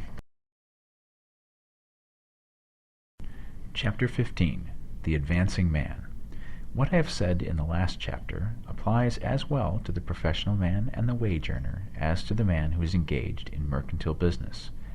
No matter whether you are a physician, a teacher, or a clergyman, if you can give increase of life to others and make them sensible of the fact, they will be attracted to you, and you will get rich. The physician holds the vision of himself as a great and successful healer, and who works towards the complete realization of that vision with faith and purpose, as described in the former chapters, will come into such close touch with the source of life that he will be phenomenally successful. Patients will come to him in throngs. No one has a greater opportunity to carry into effect the teaching of this book than the practitioner of medicine. It does not matter to which of the various schools he may belong, for the principle of healing is common to all of them, and may be reached by all alike. The advancing man in medicine, who holds to a clear mental image of himself as successful, and who obeys the laws of faith, purpose, and gratitude, will cure every curable case he undertakes, no matter what remedies he may use. In the field of religion, the world cries out for the clergyman who can teach his hearers the true science of abundant life. He who masters the details of the science of getting rich, together with the allied sciences of being well, of being great, and of winning love, and who teaches these details from the pulpit, will never lack for a congregation. This is the gospel that the world needs. It will give increase of life, and men will hear it gladly, and will give liberal support to the man who brings it to them. What is now needed is a demonstration of the science of life from the pulpit. We want preachers who can not only tell us how, but who in their own persons will show us how. We need the preacher who will himself be rich, healthy, great, and beloved, to teach us how to attain to these things, and when he comes, he will find a numerous and loyal following. The same is true of the teacher who can inspire the children with the faith and purpose of the advancing life. He will never be out of a job, and any teacher who has this faith and purpose can give it to his pupils. He cannot help giving it to them if it is part of his own life and practice. What is true of the teacher, preacher, and physician is true of the lawyer, dentist, real estate man, insurance agent, of everybody. The combined mental and personal action I have described is infallible. It cannot fail. Every man and woman who follows these instructions steadily, perseveringly, and to the letter will get rich. The law of the increase of life is as mathematically certain in its operation as the law of gravitation. Getting rich is an exact science. The wage earner will find this as true of his case as of any of the others mentioned.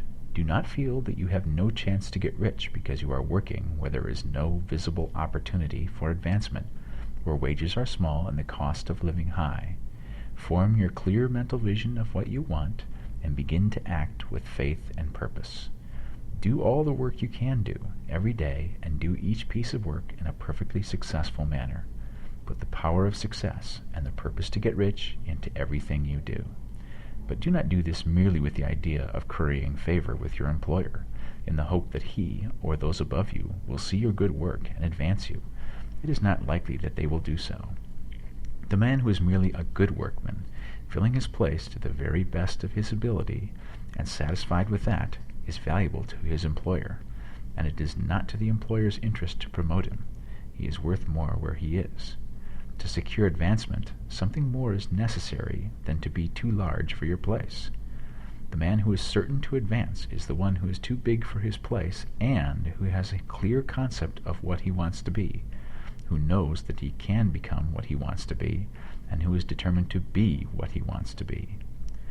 Do not try to more than fill your present place with a view to pleasing your employer. Do it with an idea of advancing yourself.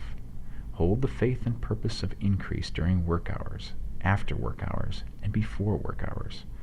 Hold it in such a way that every person who comes in contact with you, whether foreman, fellow workman, or social acquaintance, will feel the power of purpose radiating from you, so that every one will get the sense of advancement and increase from you.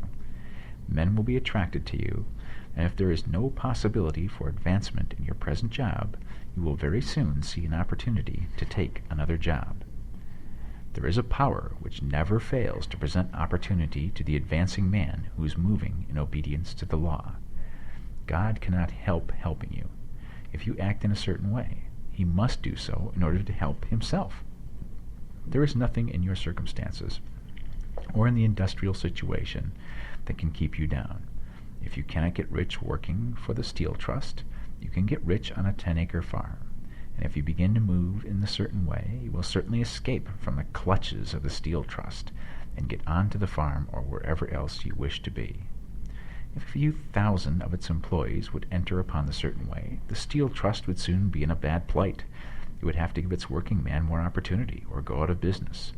Nobody has to work for a trust. The trust can keep men in so-called hopeless conditions only so long as there are men who are too ignorant to know of the science of getting rich, or too intellectually slothful to practice it. Begin this way of thinking and acting, and your faith and purpose will make you quick to see any opportunity to better your condition. Such opportunities will speedily come, for the Supreme, working in all and working for you, will bring them before you. Do not wait for an opportunity to be all that you want to be. When an opportunity to be more than you are now is presented, and you feel impelled toward it, take it. It will be the first step toward a greater opportunity. There is no such thing possible in this universe as a lack of opportunities for the man who is living the advancing life. It is inherent in the constitution of the cosmos that all things shall be for him and work together for his good, and he must certainly get rich if he acts and thinks in the certain way. So, let wage-earning men and women study this book with great care and enter with confidence upon the course of action it prescribes. It will not fail. Chapter 16. Some cautions and concluding observations. Many people will scoff at the idea that there is an exact science of getting rich. Holding the impression that the supply of wealth is limited, they will insist that social and governmental institutions must be changed before even any considerable number of people can acquire a competence. But this is not true. It is true that existing governments can keep the masses in poverty, but this is because the masses do not think and act in the certain way. If the masses begin to move forward, as suggested in this book, neither governments nor industrial systems can check them. All systems must be modified to accommodate the forward movement. If the people have the advancing mind, have the faith they can become rich, and move forward with the fixed purpose to become rich, nothing can possibly keep them in poverty. Individuals may enter upon the certain way at any time, and under any government, and make themselves rich. And when any considerable number of individuals do so under any government, they will cause the system to be so modified as to open the way for others. The more men who get rich on the competitive plane, the worse for others. The more who get rich on the creative plane, the better for others. The economic salvation of the masses can only be accomplished by getting a large number of people to practice the scientific methods set down in this book and become rich. These will show others the way and inspire them with a desire for real life, with the faith that it can be attained, and with the purpose to attain it. For the present, however, it is enough to know that neither the government under which you live nor the capitalistic or competitive system of industry can keep you from getting rich. When you enter upon the creative plane of thought, you will rise above all these things and become a citizen of another kingdom. But remember that your thought must be held upon the creative plane. You are never for an instant to be betrayed into regarding the supply as limited, or into acting on the moral level of competition. Whenever you do fall into old ways of thought, correct yourself instantly, for when you are in the competitive mind, you have lost the cooperation of the mind of the whole. Do not spend any time in planning as to how you will meet possible emergencies in the future, except as the necessary policies may affect your actions today. You are concerned with doing today's work in a perfectly successful manner, and not with emergencies which may arise tomorrow. You can attend to them as they come. Do not concern yourself with questions as to how you shall surmount obstacles which may loom upon your business horizon, unless you can see plainly that your course must be altered today in order to avoid them. No matter how tremendous an obstruction may appear at a distance, you will find that if you go on in a certain way, it will disappear as you approach it, or that a way over, through, or around it will appear. No possible combination of circumstances can defeat a man or woman who is proceeding to get rich along strictly scientific lines. No man or woman who obeys the law can fail to get rich, any more than one can multiply 2 by 2 and fail to get 4. Give no anxious thought to possible disasters, obstacles, panics, or unfavorable combinations of circumstances. It is time enough to meet such things when they present themselves before you in the immediate present, and you will find that every difficulty carries with it the wherewithal for its overcoming. Guard your speech. Never speak of yourself, your affairs, or of anything else in a discouraged or discouraging way. Never admit the possibility of failure, or speak in a way that infers failure as a possibility. Never speak of the times as being hard, or of business conditions as being doubtful. Times may be hard, and business doubtful for those who are on the competitive plane, but they can never be so for you. You can create what you want, and you are above fear. When others are having hard times in poor business, you will find your greatest opportunities. Train yourself to think of and to look upon the world as something which is becoming, which is growing, and to regard seeming evil as being only that which is undeveloped. Always speak in terms of advancement. To do otherwise is to deny your faith, and to deny your faith is to lose it. Never allow yourself to feel disappointed. You may expect to have a certain thing at a certain time, and not get it at that time, and this will appear to you like failure. But if you hold to your faith, you will find that the failure is only apparent. Go on in a certain way, and if you do not receive that thing, you will receive something so much better that you will see that the seeming failure was really a great success. A student of this science had set his mind on making a certain business combination which seemed to him at the time to be very desirable, and he worked for some weeks to bring it about. When the crucial time came, the thing failed in a perfectly inexplicable way. It was as if some unseen influence had been working secretly against him. He was not disappointed. On the contrary, he thanked God that his desire had been overruled, and went steadily on with a grateful mind. In a few weeks, an opportunity so much better came his way that he would not have made the first deal on any account, and he saw that a mind which knew more than he knew had prevented him from losing the greater good by entangling him with the lesser. That is the way every seeming failure will work out for you, if you keep your faith, hold to your purpose, have gratitude, and do every day all that can be done that day, doing each separate act in a successful manner. When you make a failure, it is because you have not asked for enough. Keep on, and a larger thing than you are seeking will certainly come to you. Remember this. You will not fail because you lack the necessary talent to do that which you wish to do. If you go on as I have directed, you will develop all the talent that is necessary to the doing of your work. It is not within the scope of this book to deal with the science of cultivating talent, but it is as certain and simple as the process of getting rich. However, do not hesitate or waver for fear that when you come to any certain place you will fail for lack of ability. Keep right on, and when you come to that place, the ability will be furnished to you.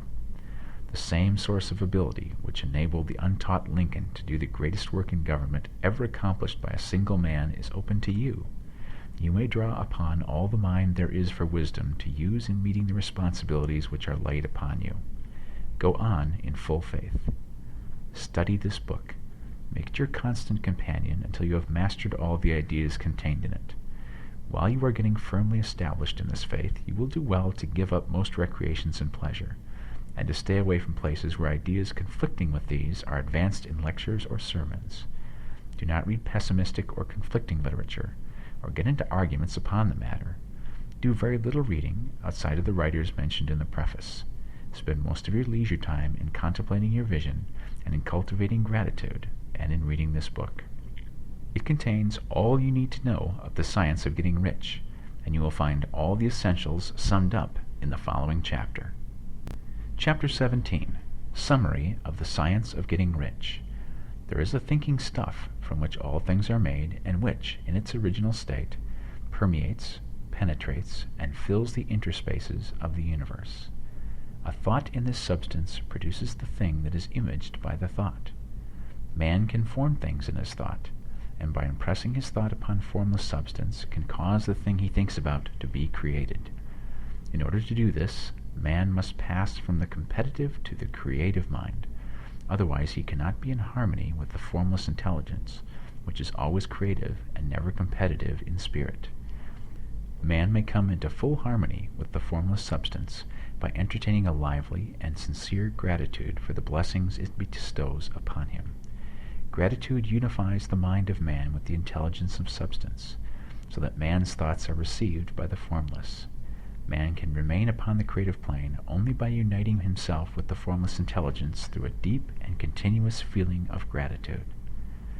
Man must form a clear and definite mental image of the things he wishes to have, to do, or to become, and he must hold this mental image in his thoughts while being deeply grateful to the Supreme that all his desires are granted to him.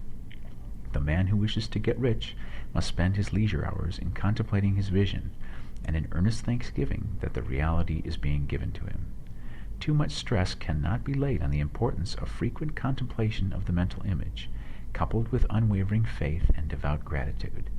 This is the process by which the impression is given to the formless, and the creative forces set in motion. The creative energy works through the established channels of natural growth and of the industrial and social order. All that is included in his mental image will surely be brought to the man who follows the instructions given above, and whose faith does not waver. What he wants will come to him through the ways of established trade and commerce. In order to receive his own when it shall come to him, man must be active, and this activity can only consist in more than filling his present place.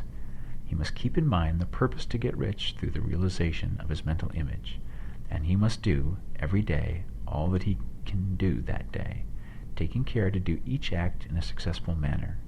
He must give to every man a use value in excess of the cash value he receives, so that each transaction makes for more life, and he must so hold the advancing thought that the impression of increase will be communicated to all with whom he comes in contact. The men and women who practice the foregoing instructions will certainly get rich, and the riches they receive will be in exact proportion to the definiteness of their vision, the fixity of their purpose, the steadiness of their faith, and the depth of their gratitude. The end.